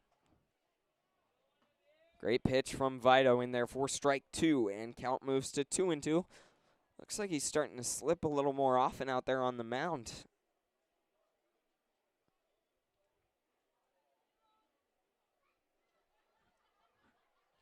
And next pitch on its way. Swung on that one down low in the dirt, and that's going to be his 9th strikeout of the day for out number 1. Great work from Mitch Vito on the mound. 9th of the day, 26th of the season so far in only 13 games, and we said 12 innings of work, 4 complete. Make that 17 innings of work, and he's got 26 strikeouts. I'll bring up Colin Runge. First pitch that he sees, away for ball 1.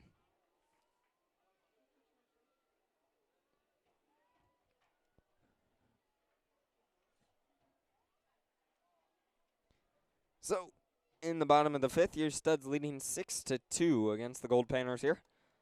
1 out, nobody on. Next pitch from Vito. Swing and a miss. Nowhere near touching that one was Colin Runge for strike 1. We've got a 1-1 count. His 3rd at-bat of the day. 3rd time through the lineups right here for the Goldpanners. Runge, 1 for 2 on the day. And next pitch on its way from Vito. Down low in the dirt for ball 2. We've got a 2-1 count to Colin Runge. Runge out of Western Oregon University, which is where the manager, Miles Kaiser, for the Goldpanners, that's where he coaches at. And next pitch on its way. Swung on, hit hard down the 3rd baseline, but it's going to go foul. So foul ball there from Mitch Vito. And we've got a 2-2 count at the plate for Colin Runge.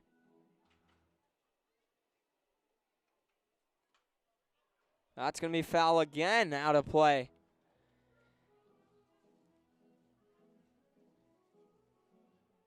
So 2-2 still with only 1 out. Colin Runge battling at the plate.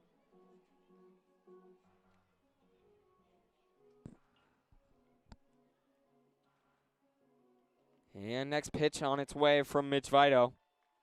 Swung on, that's going to be a broken bat. Gavin Grant charging it, throwing it to first. What a play there from Gavin Grant at short. Charging that one, throwing it to first in time for out number 2. A 6-3 ground out gives us 2 away in the bottom of the 5th. Great play there from the shortstop, Gavin Grant.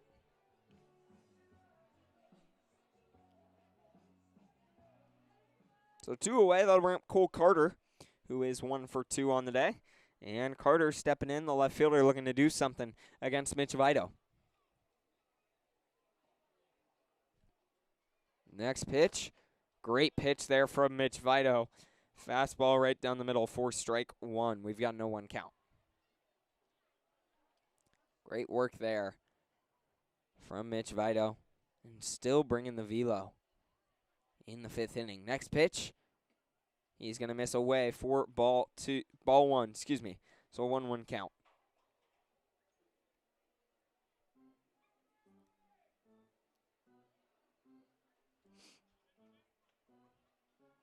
And the 1-1 on its way from Mitch Vito. Swung on, popped up high into the infield, and right there at first, great play from Ryan Budnick for your studs, calling it off. Great communication. Getting out number 3 on the F3 from Cole Carter.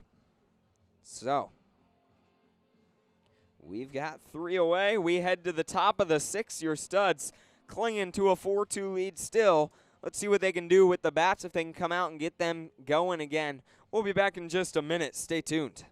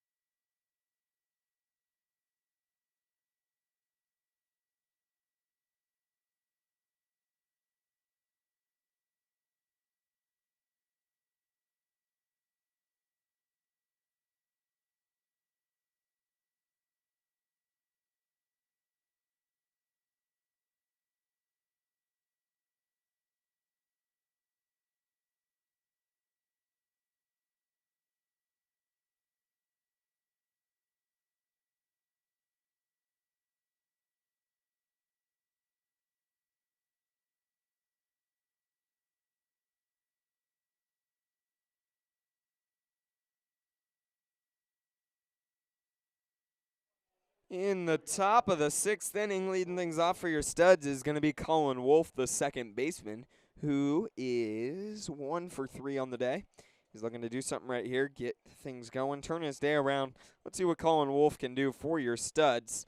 In the top of the 6th, facing Derek Allenbaugh. First pitch that he sees of this at-bat, outside for ball 1. So 1-0 count to Colin Wolf.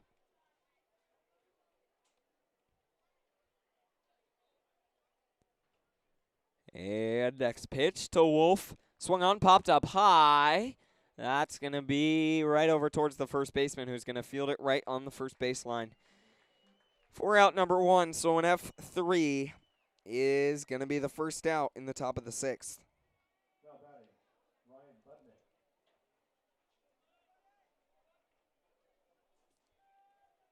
Ryan Budnick will step in now.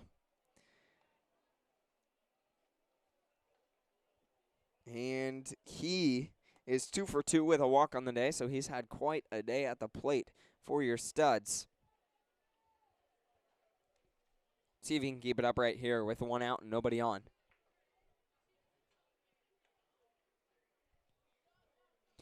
Next pitch. Good pitch there in there to Ryan Budnick for strike 1.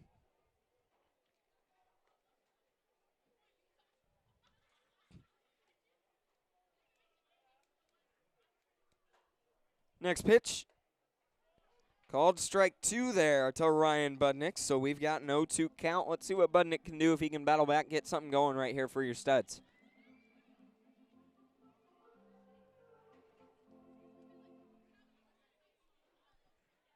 Next pitch. Down low, spiked in the dirt for ball 1 to Ryan Budnick. So we've got a 1-2 count. 1 out, nobody on in the top of the 6th inning. Pressing about 2-hour game time right now. Just a couple minutes underneath that. Next pitch. Swung on, popped up high into right field, going back, tracking it, and really holding true to the word. First step back is the right fielder there. Tracking that one down for the Goldpanners, and then having to run in quite a bit actually to make the grab, but he was there to make it. 4 out number 2. So an F7 gives us 2 away. In the top of the 6th, I'll bring up Mason Quinlan. Let's see what he can do. Quinlan fouls first pitch he sees back into the net behind home plate for strike one. Mason Quinlan is 1 for 2 with a walk on the day. Next pitch. Called strike 2 to Mason Quinlan. That one looked a little bit outside, but called strike 2 nevertheless. Once again, Derek Allenbaugh. That one just misses down low for ball 1. So a 1-2 count at the plate for Mason Quinlan. Let's see what he can do. Nobody on and 2 outs. Next pitch on its way. Swung on, fouled out, going out of play there over the Studs dugout.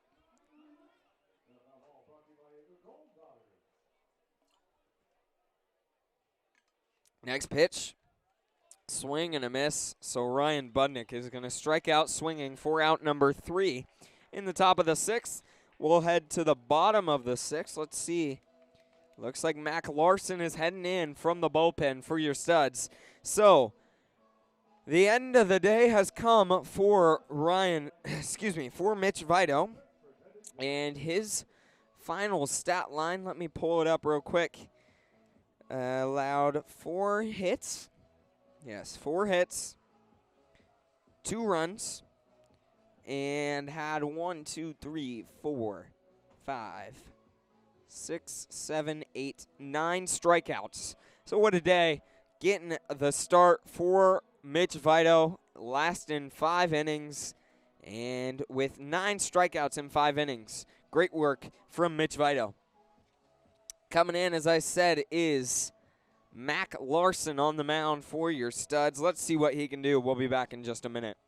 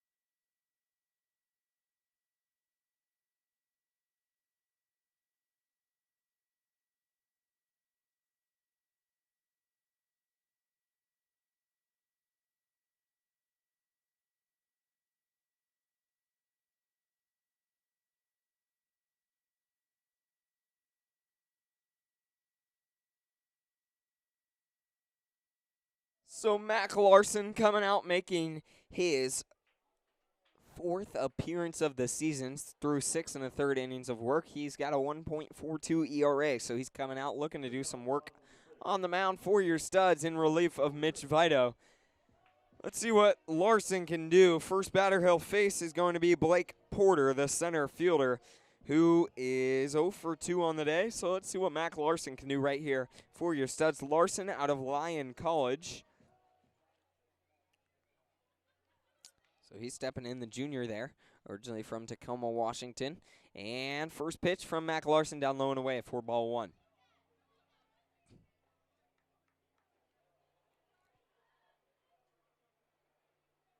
Let's see what Larson can do here in the bottom of the 6th. That ball hit high, deep into right field, going back at the warning track. Almost running into the wall there. That's going to be, nope, a double to lead things off for Blake Porter. I thought that one was getting out of here. Running into the wall there was Henry Cheney in right field, trying to make a play on it. So a double into right field is going to get things going for Blake Porter and the Goldpanners in the bottom of the 6th.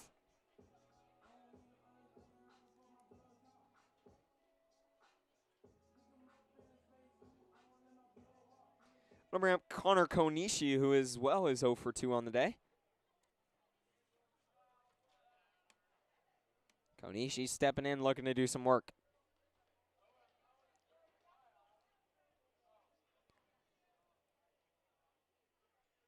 And next pitch from Mac Larson. Great pitch in there for strike one. We've got no one count at the plate to Connor Konishi. In the bottom of the sixth once again. Just past 2 hours so far in the bottom of the sixth inning. And next pitch on its way from Mac Larson. Big swing and a miss there from Connor Konishi for strike two. Count moves to 0-2 at the plate. See what Mac Larson can do right here against Konishi.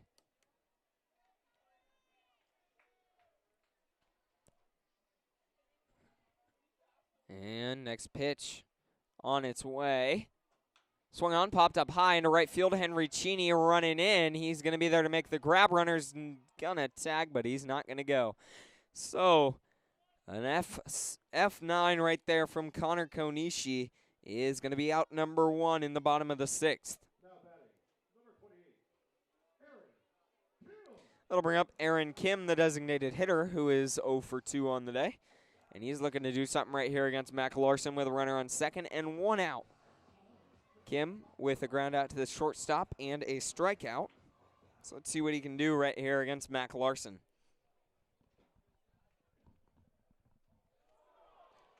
First pitch he sees, it's going to be hit. He is going to get hit there from Mac Larson.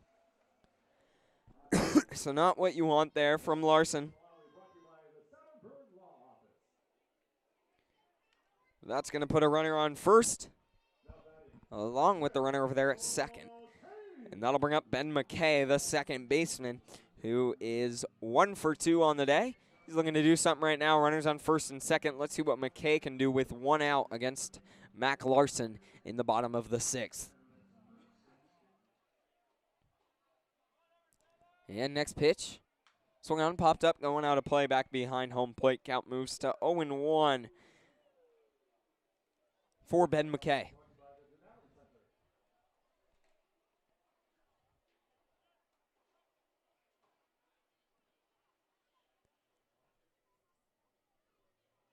And McKay stepping in.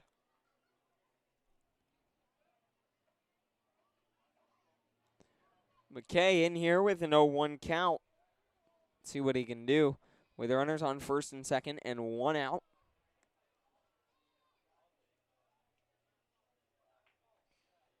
Next pitch on its way. Way up high and inside for ball one. Count moves to 1-1. Out at the plate for Ben McKay against Mac Larson. Let's see if Larson can figure it out right here. Struggling a little bit in relief. Runners on first and second, only one out.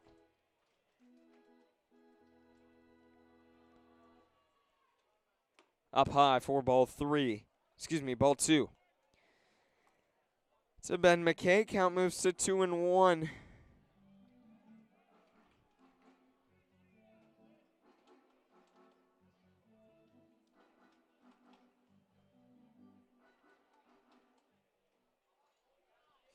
And next pitch from Mac Larson in there for strike two. Great pitch. That'll give us a 2-2 count.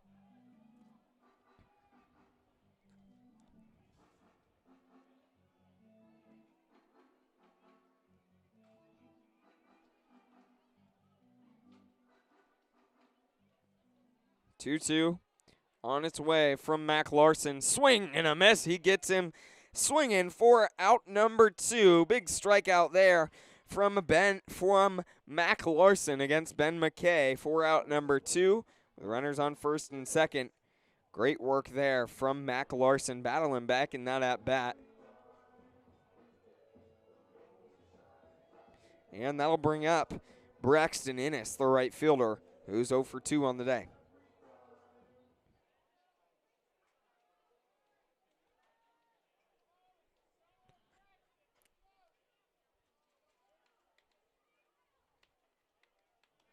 Mac Larson looking to get out of this inning right here. Next pitch. Good spot on the outside corner. Good frame job from Brock Gagliardi, but he doesn't sell it enough. The umpire doesn't buy it. So we've got a 1-0 count at the plate for Braxton Innes, who's got an opportunity to do something for the Panners right here with runners on first and second. Swung on, fouled back over the netting here behind home plate. Count moves to 1-1 for Braxton Innes with 2 outs and 2 aboard in the bottom of the 6th.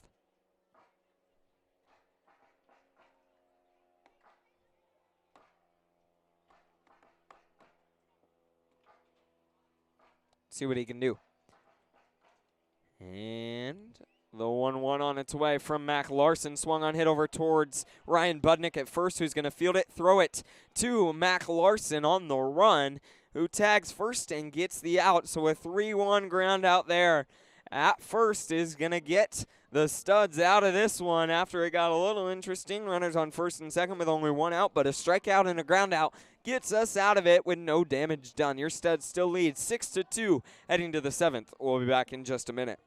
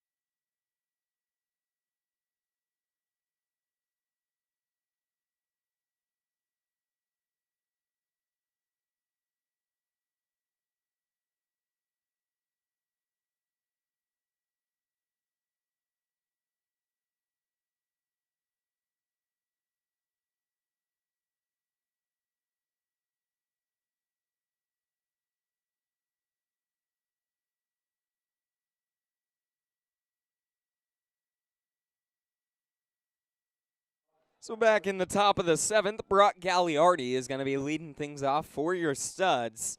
He's looking to get things going right now in the 7th. First pitch he sees against Derek Allenbaugh, fouled going up into the bleachers there along the third baseline. And it's going to reach back beyond them.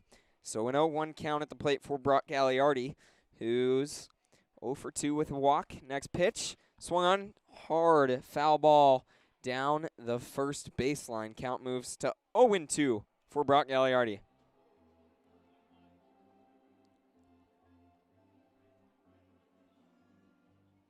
Next pitch, Brock Gagliardi lined out towards the center fielder, but he was able to make a good jump on it for out number 1. Good piece, though, from Brock Gagliardi. Good piece of hitting there, but it was right to the guy. So we've got one away in the top of the 7th.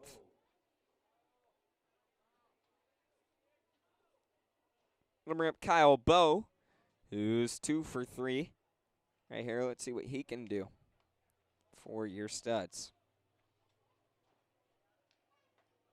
Up high, inside, way inside to Kyle Bowe for ball 1. We've got a 1-0 count at the plate.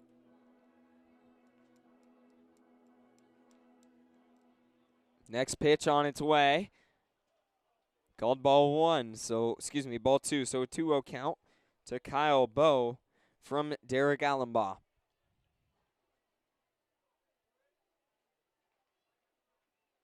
Next pitch on its way from Allenbaugh, way up high for ball 3 to Kyle Bowe.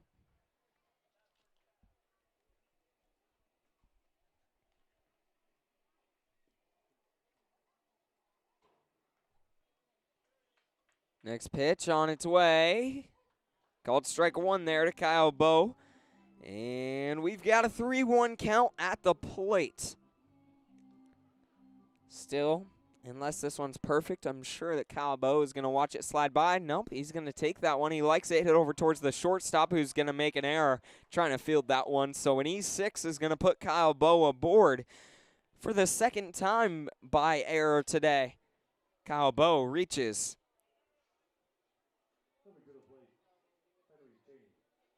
So 1 out, runner on first for Henry Cheney, who is 0 for 3, looking to turn it around right here.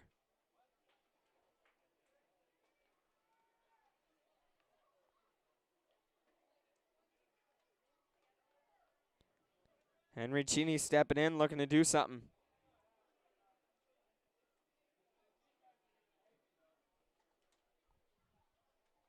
Runner on first once again. Next pitch. Henry Cheney, that's going to drop in. Oh, he beat the. Oh, I don't know. That looked really close. That ball just had a ton of spin. It looked like it was going out in the outfield, but it dropped in the infield. And it looked to me like Henry Cheney beat that one out, but I'm not the one making the call. They said he was out. So we've got 2 outs now after Henry Cheney grounded out on a 4-3 ground ball there. That did advance Kyle Bowe to second, though. And that will bring up Tony Henriksen. Let's see what Henriksen can do. Next pitch. Down low in the dirt for ball 1 to Tony Henriksen. Henriksen is 1 for 3 on the day. So he's, 2 for 3 on the day.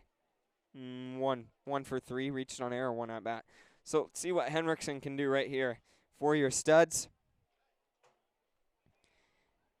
Next pitch on its way from Allenbaugh. Runner on second. Big swing and a miss there from Tony Henriksen. 4 strike 1. Count moves to 1-1 in the top of the 7th. 2 away. Runner on second.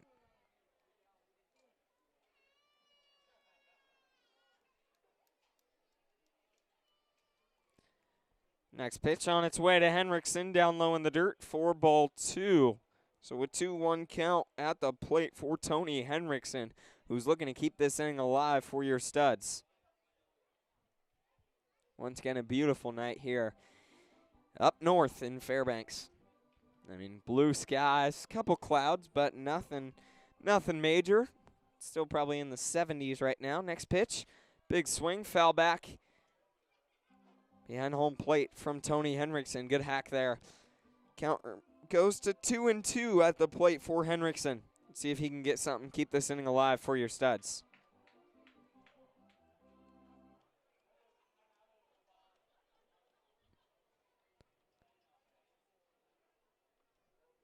And the 2-2 on its way from Allenbaugh. Big swing and a miss. Allenbaugh gets his second strikeout of the day right there against Tony Henriksen. And it's time to stretch. We head to the bottom of the 7th, and everyone's about to get up and start singing "Take Me Out to the Ball Game" here at Ground National.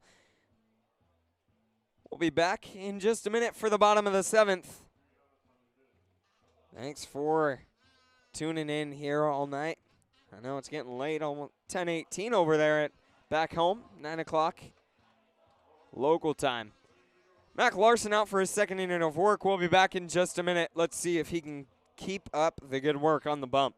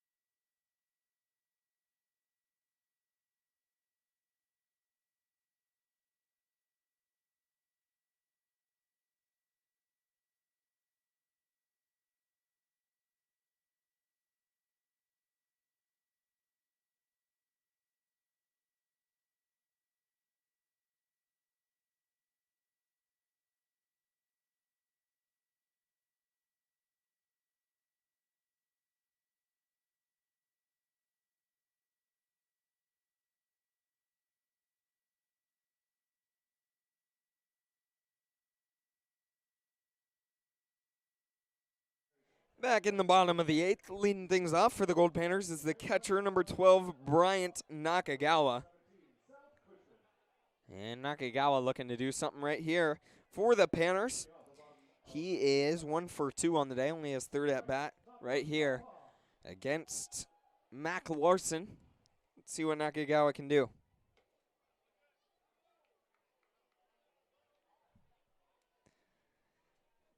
First pitch that he sees from Mac Larson is ball 1.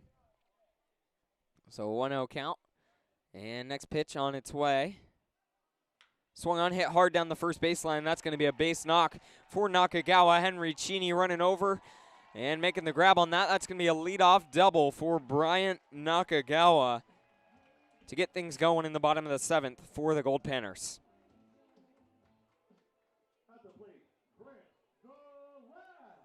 That'll bring up Grant DeLapp, who is 1 for 2 on the day. He's looking to do something here for the Panners with nobody out and a runner on second.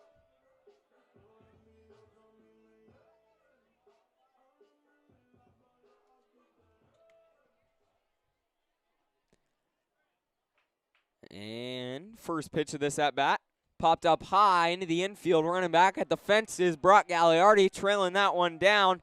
And he makes a great play on it. What a play there from Brock Gagliardi, tracking that one down behind home plate for out number 1. What a play there from Brock Gagliardi. That'll bring us to the top of the lineup with 1 out. Runner on second. That'll bring up Colin Runge, who is 1 for 3 on the day. Runge looking to do something for the Panners in the bottom of the 7th. Next pitch. Nope. Mac Larson finding his footing there on the mound.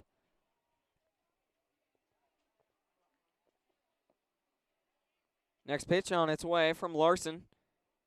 Oh, that looked good, but called ball 1 on the inside half. We've got a 1-0 count. So Colin Runge stepping in. He's looking to do some work right here. And runner on second. Mac Larson looks him back. No one's there. Delivers home. That one looked good again, but must have been just up high. Count moves to 2-0 at the plate for Colin Runge, who's looking to do something for the Goldpanners. Once again, a 6-2 ball game in the bottom of the 7th.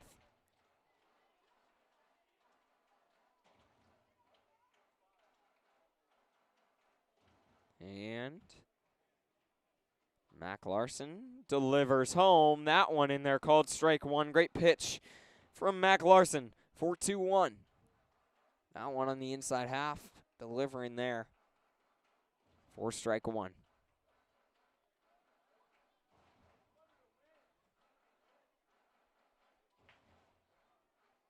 And Larson looking back the runner, no one there. Next pitch, down low, spikes it in the dirt. Great work from Brock Gagliardi, trapping that one in front though. Count moves to 3-1 at the plate for Colin Runge. Let's see if Mac Larson can find it here on this next pitch.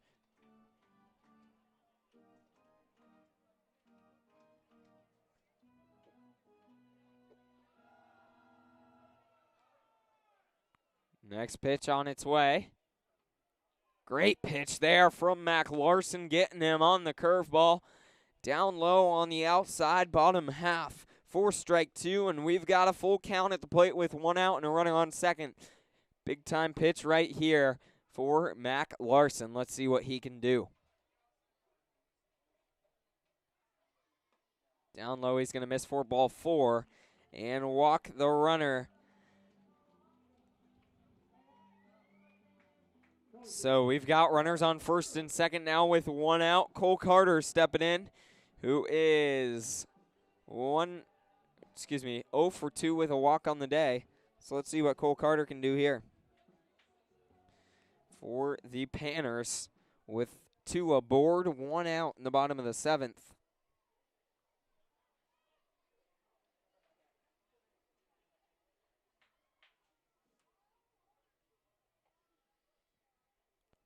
And next pitch from Mac Larson. Good pitch there for strike 1. We've got no 1 count on the plate for Cole Carter.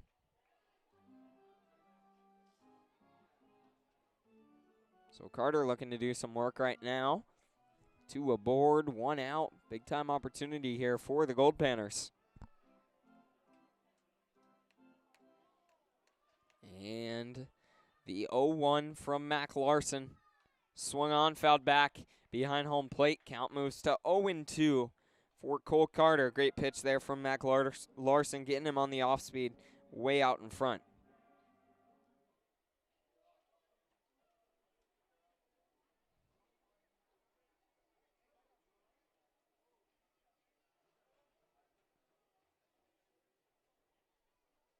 And Mac Larson looking for out number 2 right here.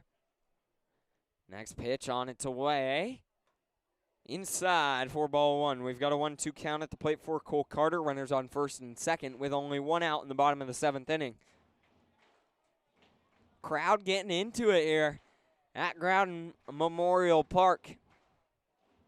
Doing a little boom boom clap. Getting pretty rowdy. As I said before, just a super cool atmosphere here at Groudon Memorial.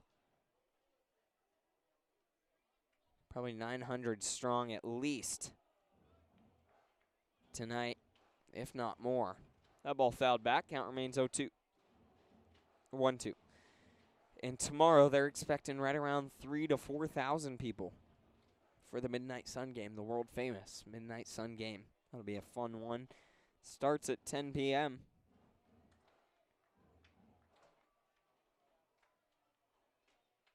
And next pitch on its way from Mac Larson. Inside, he watches it go by for strike 3.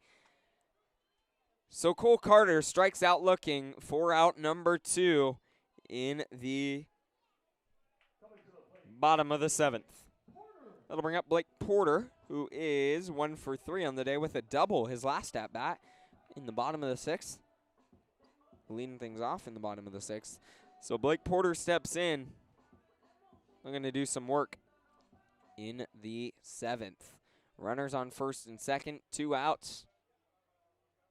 Next pitch from Mac Larson down low and away for ball 1 to Blake Porter.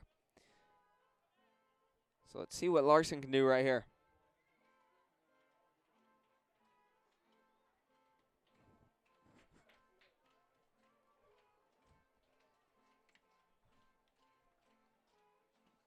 And the 1-0 on its way from Mac Larson. Good pitch on the outside half there for strike 1. Count moves to 1-1 at the plate. With 2 outs and runners on first and second for the Goldpanners. They've got an opportunity to maybe get back a couple runs right now. We'll see. Mac Larson looking to get out of this thing. Next pitch. Down low and away for ball 2. Count moves to 2-1. So Mac Larson battling. A 2-1 count. With 2 outs. Runners on first and second in the bottom of the 7th inning. Next pitch on its way to Blake Porter from Mac Larson. Up high for ball 3. 3-1.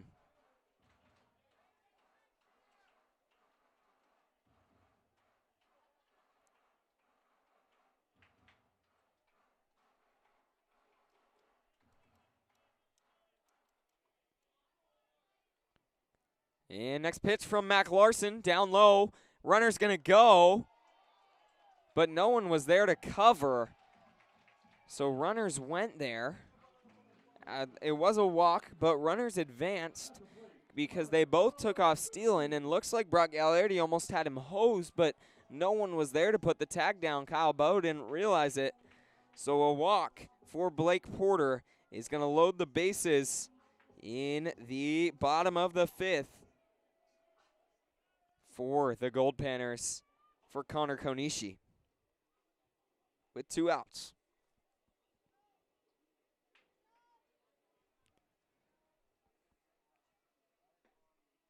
First pitch to Konishi down low for ball 1. We've got a 1-0 count. Let's see if Mac Larson can settle in.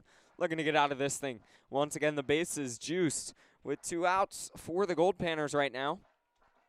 They've got a big-time opportunity right now to get a couple back if not more. Away for ball 2. So a 2-0 count. Let's see if Mac Larson can settle in right here for your studs. That's what he needs to do.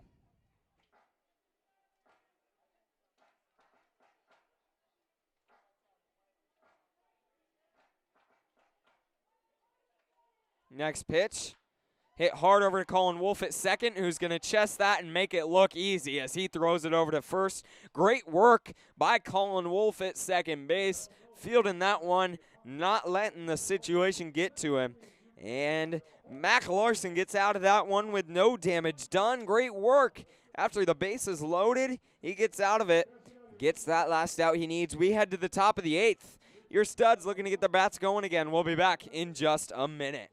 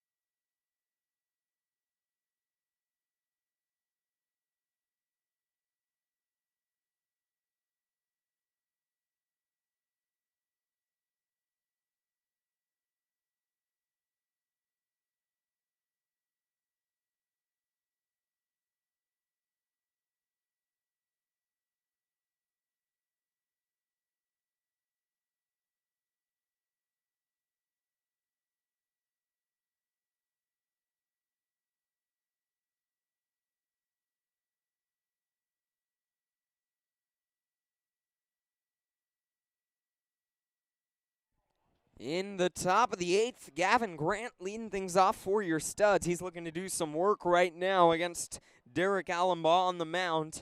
And the first pitch he sees is called strike 1. Next pitch, swing and a miss there for strike 2. So we've got an 0-2 count to Gavin Grant. Let's see what Gavin Grant can do here if he can settle back in. He's got a 1 for 3 on the day so far. 0 for 2 in this count. Next pitch from Allenbaugh, down low, spiked in the dirt for ball 1.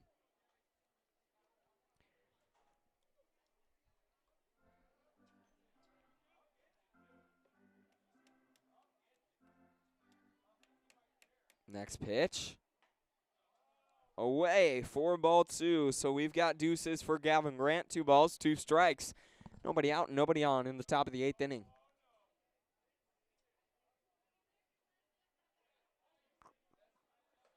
Up high for ball 3 to Gavin Grant. We've got a full count for Gavin Grant at the plate. Let's see what he can do.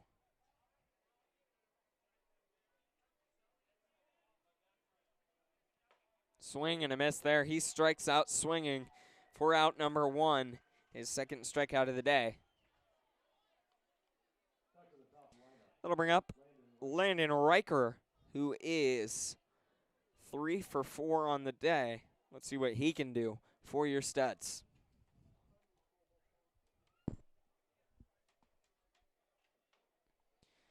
And first pitch on its way from Allenbaugh. Called strike 1 there to Landon Riker, so he's got no 1 count.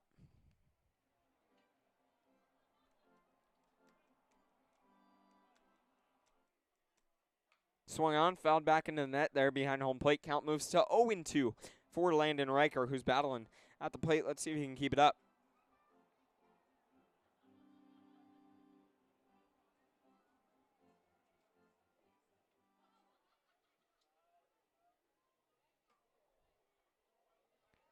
Called ball 1 there to Landon Riker. He's got a 1-2 count at the plate.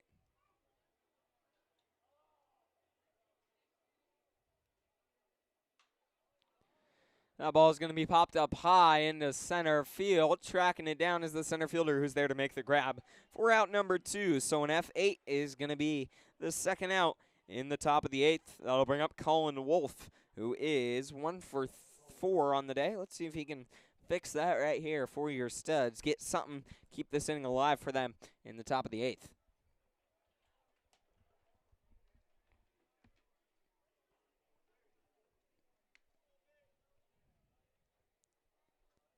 And first pitch on its way to Colin Wolf. He's going to show bunt, but pull back. It is sliding in there for strike 1, though. So we've got no 1 count at the plate for Colin Wolf.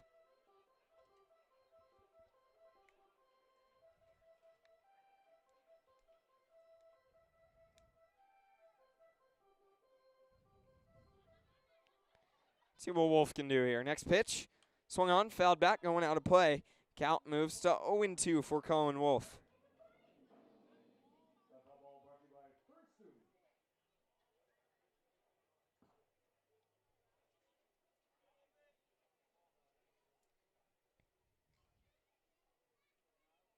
Up high for ball 1 to Colin Wolf. He's got a 1-2 count.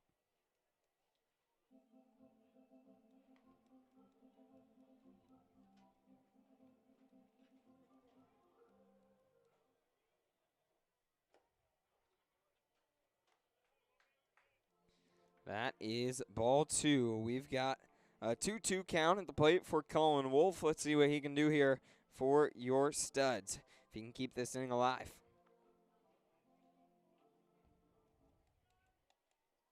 Swung on into right field. Running back is the right fielder who's going to be there to make the grab for out number 3. So a quick 1-2-3 for Derek Allenbaugh in the top of the 8th is going to send us to the bottom of the 8th inning. Mac Larson coming out for his 3rd inning of work. Let's see if he can keep it up. We'll be back in just a minute.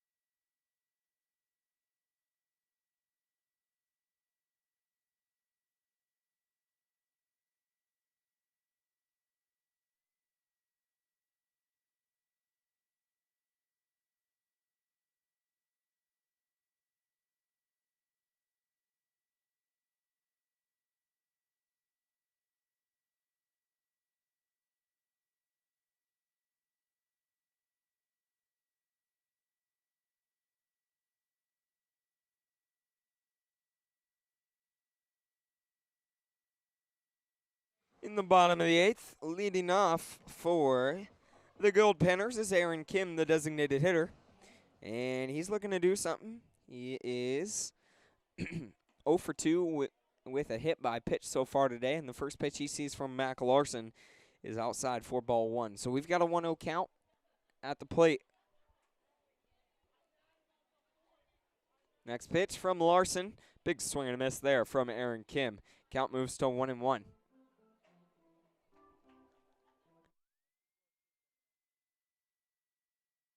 So 1-1 count. Next pitch. Swung and hit hard to third base by Kyle Bowe, who tried making a play on it, but he couldn't. Just a hard hit, ground ball, base knock for Aaron Kim to get things going in the bottom of the 8th for the Goldpanners. So lead off base knock It's going to put a runner on first for the Panners. Once again, your Studs leading 6-2 in the bottom of the 8th. And Ben McKay stepping up. He's 1 for 3. First pitch from Mac Larson. Great pitch in there for strike 1. Count moves to 0-1 with a runner on first and nobody out in the bottom of the 8th inning.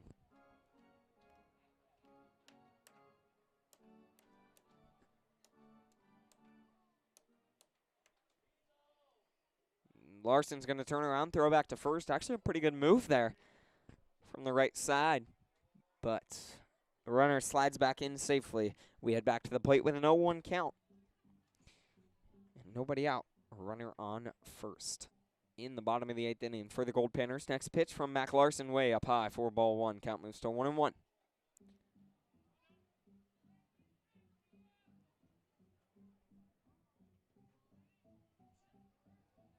And staring down the batter there at the plate. Next pitch from Mac Larson, up high, 4-2.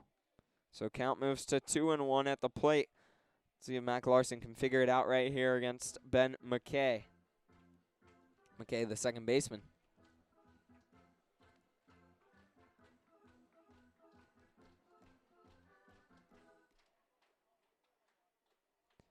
So Mac Larson looking to settle in right here for your Studs. Next pitch on its way. Inside and up high, called ball 3. So we've got a 3-1 count at the plate to Ben McKay. Looks like Anthony Brady is starting to head out to the bullpen there.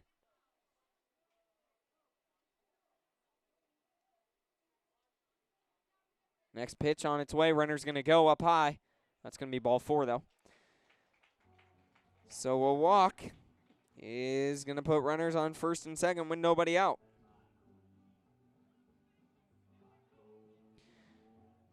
For Braxton Innes.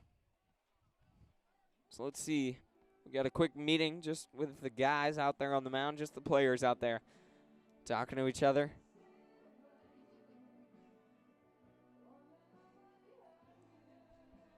And Braxton Innes will have an opportunity to do something for the Goldpanners right here with the runners on first and second. See if he can deliver. Innes, who is 0 for 3 on the day. He's got an opportunity to turn that around right here against Mac Larson and the Studs.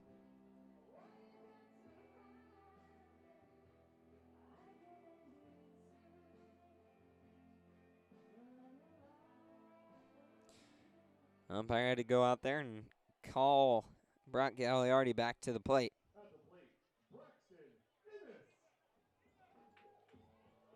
So Braxton Innes steps in with runners on first and second and nobody out in the bottom of the 8th inning. Let's see what he can do.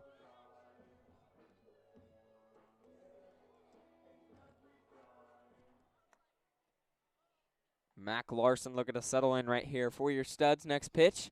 Swung on, hit deep into right field. Henry Cheney running back at the warning track. What a catch laying out for Henry Cheney, and it's going to be a close play at second, but Henry Cheney kind of falls as he makes the grab there, so couldn't quite get the throw in time. Both runners tag in advance. We've got runners on second and third after the sac fly there from Braxton Innes.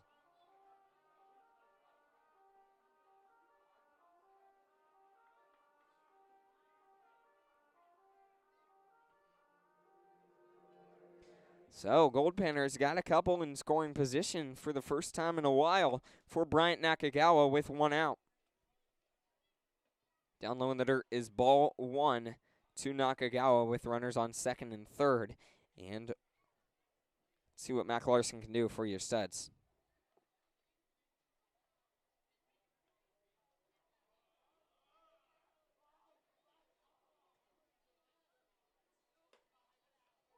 Called strike 1 there. Good pitch from Mac Larson, makes it a 1-1 count.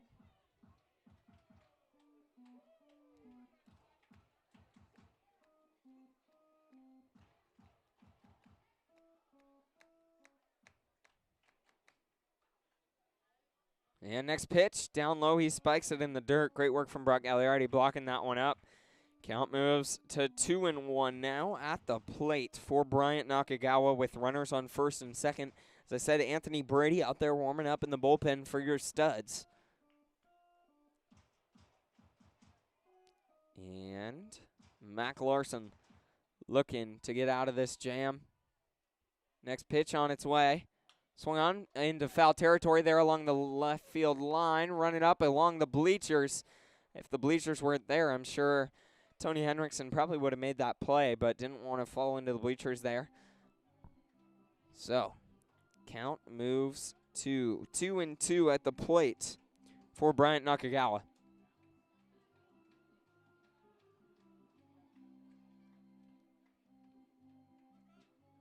See what Mac Larson can do right here for your studs. Runners on second and third. Great pitch there on the outside corner, but called ball 3. So we've got a full count at the plate for Bryant Nakagawa. Big time payoff pitch right here for Mac Larson. Huge pitch. Bases juiced. Runners on second and third with 1 out. Full count. That's going to be ball 4, and now we have the bases loaded for the Goldpanners.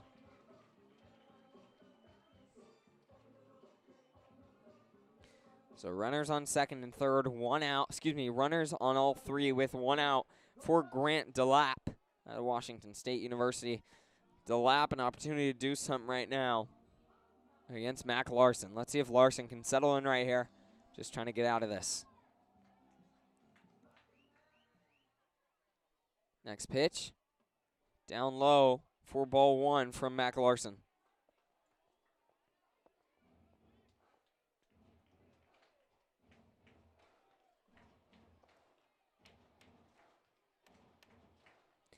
Let's see if Larson can settle in, find the zone, just get into a groove and get out of this thing. That's all he's looking for.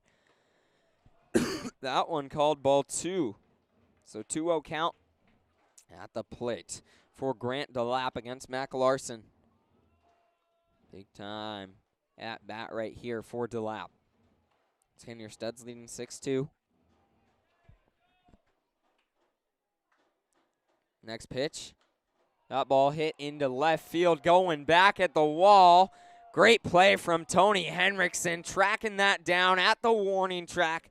That ball looked like it could have been trouble, but Tony Henriksen tracked that down and made the grab. The runner did tag from third, though. That is Aaron Kim, who tagged up on that play on the sac fly. But 6-3 ball game. Great play there from Tony Henriksen in left field, tracking that ball down. We've got a 6-3 ball game in the bottom of the 8th. Runners on first and second now with 2 outs.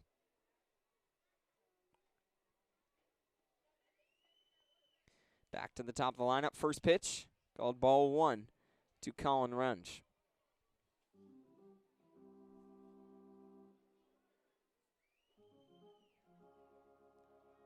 And Larson looking to get out of this thing right here. Runners on first and second, 2 outs.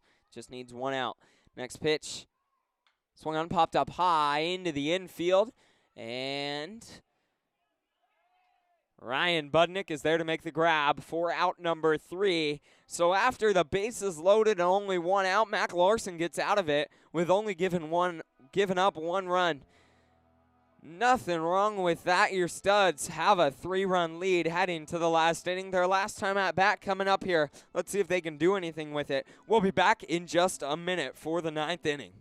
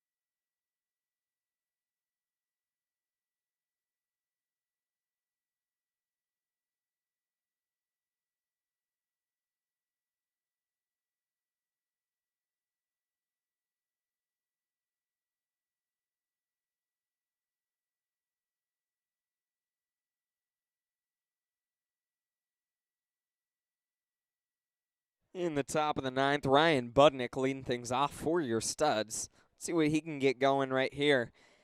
Their last time at the plate, Budnick 2 for 3 with a walk. Had quite a day at the plate so far. And he's looking to do something against Derek Allenbaugh, who's been solid. First pitch, ball 1 to Ryan Budnick. Allenbaugh has actually been really solid in his 4th inning of work, I believe.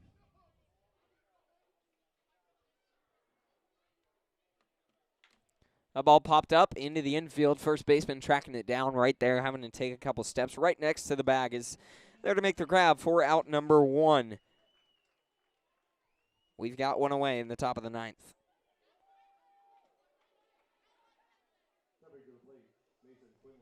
So Mason Quinlan steps up now, the designated hitter. Let's see what he can do.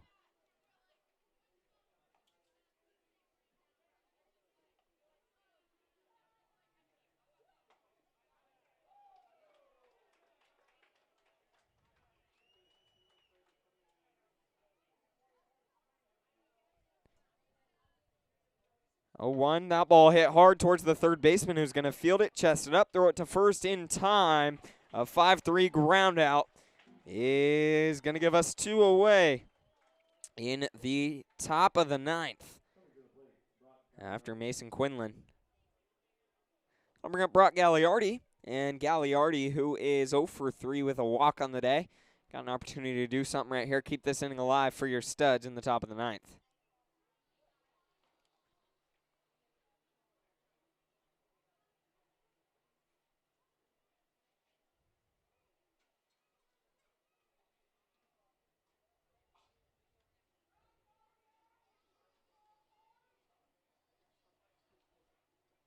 One 0 count to Brock Gagliardi here at the plate for your Studs. He's looking to do something in the top of the ninth. Next pitch on its way. Swung on, popped up high into shallow left center. Center fielder running in, and he's going to be there to make the grab for out number 3. So a quick 1-2-3 for Derek Allenbaugh in the top of the ninth. We head to the bottom of the ninth, just 3 outs away for your Studs. Let's see if they can close this one out. Coming in for the save is Anthony Brady. We'll be back in just a minute.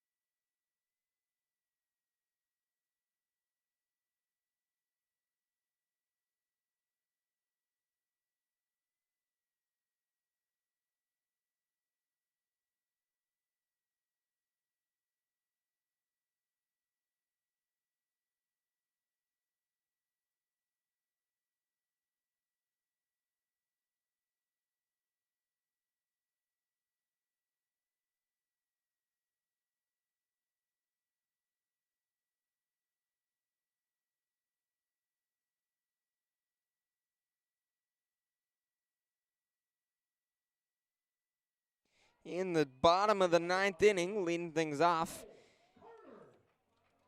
is Cole Carter, number 2 man in the lineup. He is 0 for 3 with a walk on the day, so he's looking to do something here. For your studs against Anthony Brady, who's coming in relief, looking to get the save right here. Anthony Brady, in 9 innings of work, making his 8th appearance, has a 2.0 ERA. First pitch he fires is in there, 4-strike-1 to Cole Carter. Let's see what Anthony Brady can do.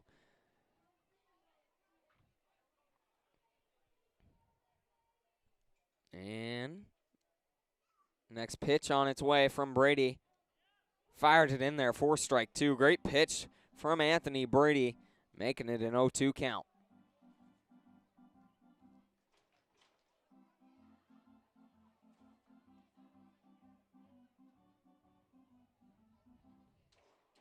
Next pitch, down low, 4-1. We've got a 1-2 count at the plate for Cole Carter. He's looking to do something for the Goldpanners in the bottom of the 9th inning. Their last chance right now. 6-3 ball game. Called strike 3, Anthony Brady. Strikeout, gets him looking. For out number 1. We've got 1 away, just 2 outs away from saving this one as Anthony Brady stepping into the box now is Blake Porter. See what Porter can do. He is 1 for 3 with a walk on the day. So stepping in, looking to do some work right here against Anthony Brady. Anthony Brady looking to close this one out.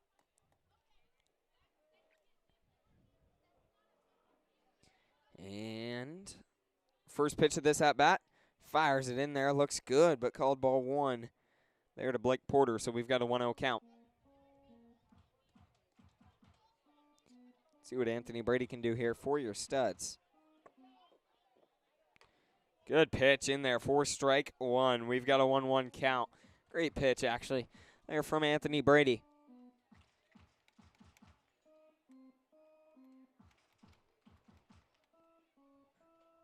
Next pitch, called strike 2 there on the outside half. Great pitch from Anthony Brady, making it a 1-2 count.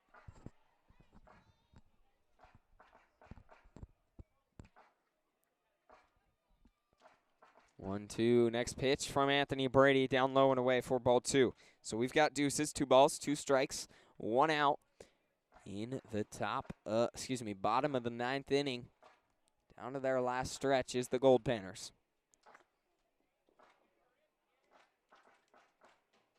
Next pitch from Anthony Brady popped up into left field. And Tony Henriksen is tracking that down. He made the grab for out number 2. Great play there in left field from Tony Henriksen for out number 2. Just 1 out away from getting the save is Anthony Brady. See what he can do against Connor Konishi, who is 0 for 4 on the day.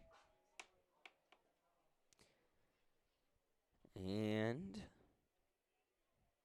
first pitch on its way from Anthony Brady. Ooh, that looked good, but called ball 1. So we've got a 1-0 count.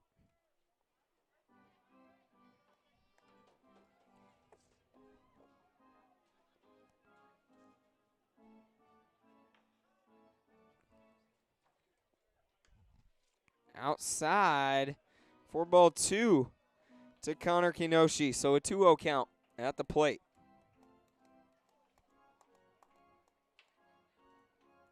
Let's see what Brady can do if he can find the zone right here.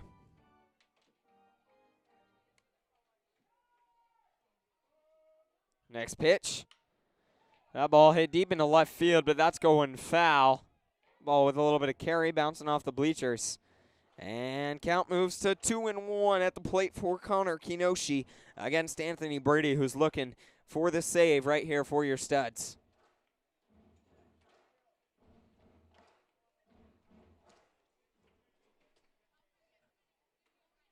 Next pitch from Brady. Ooh, called ball 3 there. That one looked good as well. But called ball 3, we've got a 3-1 count at the plates for Connor Kinoshi.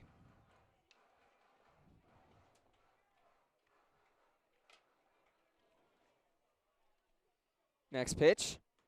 Up high, ball 4. That's going to be a walk to put Konishi on.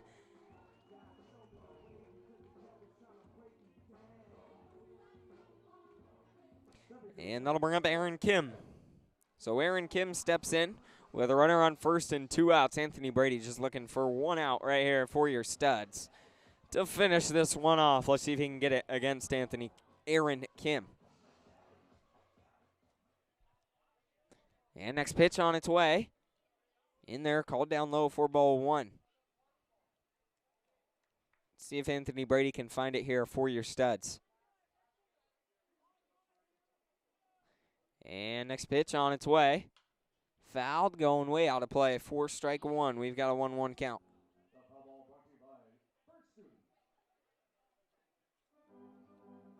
So 1-1, runner on first. 2 outs in the bottom of the 9th inning. Anthony Brady just 1 out from saving this one. That's going to be called ball 2 there to Aaron Kim. So we've got a 2-1 count at the plate.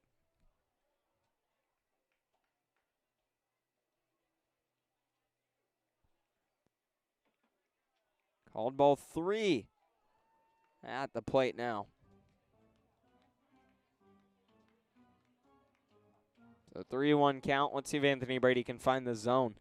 Not actually super typical of Brady here. Usually throws quite a few strikes. That ball, hard chopper to Gavin Granite short, who's going to flip it, throw it to Colin Wolf at second, and that's going to end this one. A 6-4 ground out is going to finish this one off. Your studs take game 1 of the 4-game series here tonight by a final score of 6-3 against the Goldpanners. Mitch Vito with the win, and Anthony Brady with the save. Your studs finish this one off once again a final score of 6-3. Make sure to tune in tomorrow night, 10 p.m. local time, 11 p.m. for most of you back home. The Midnight Sun game, world famous Midnight Sun game. That'll be a fun one. So make sure to tune in then.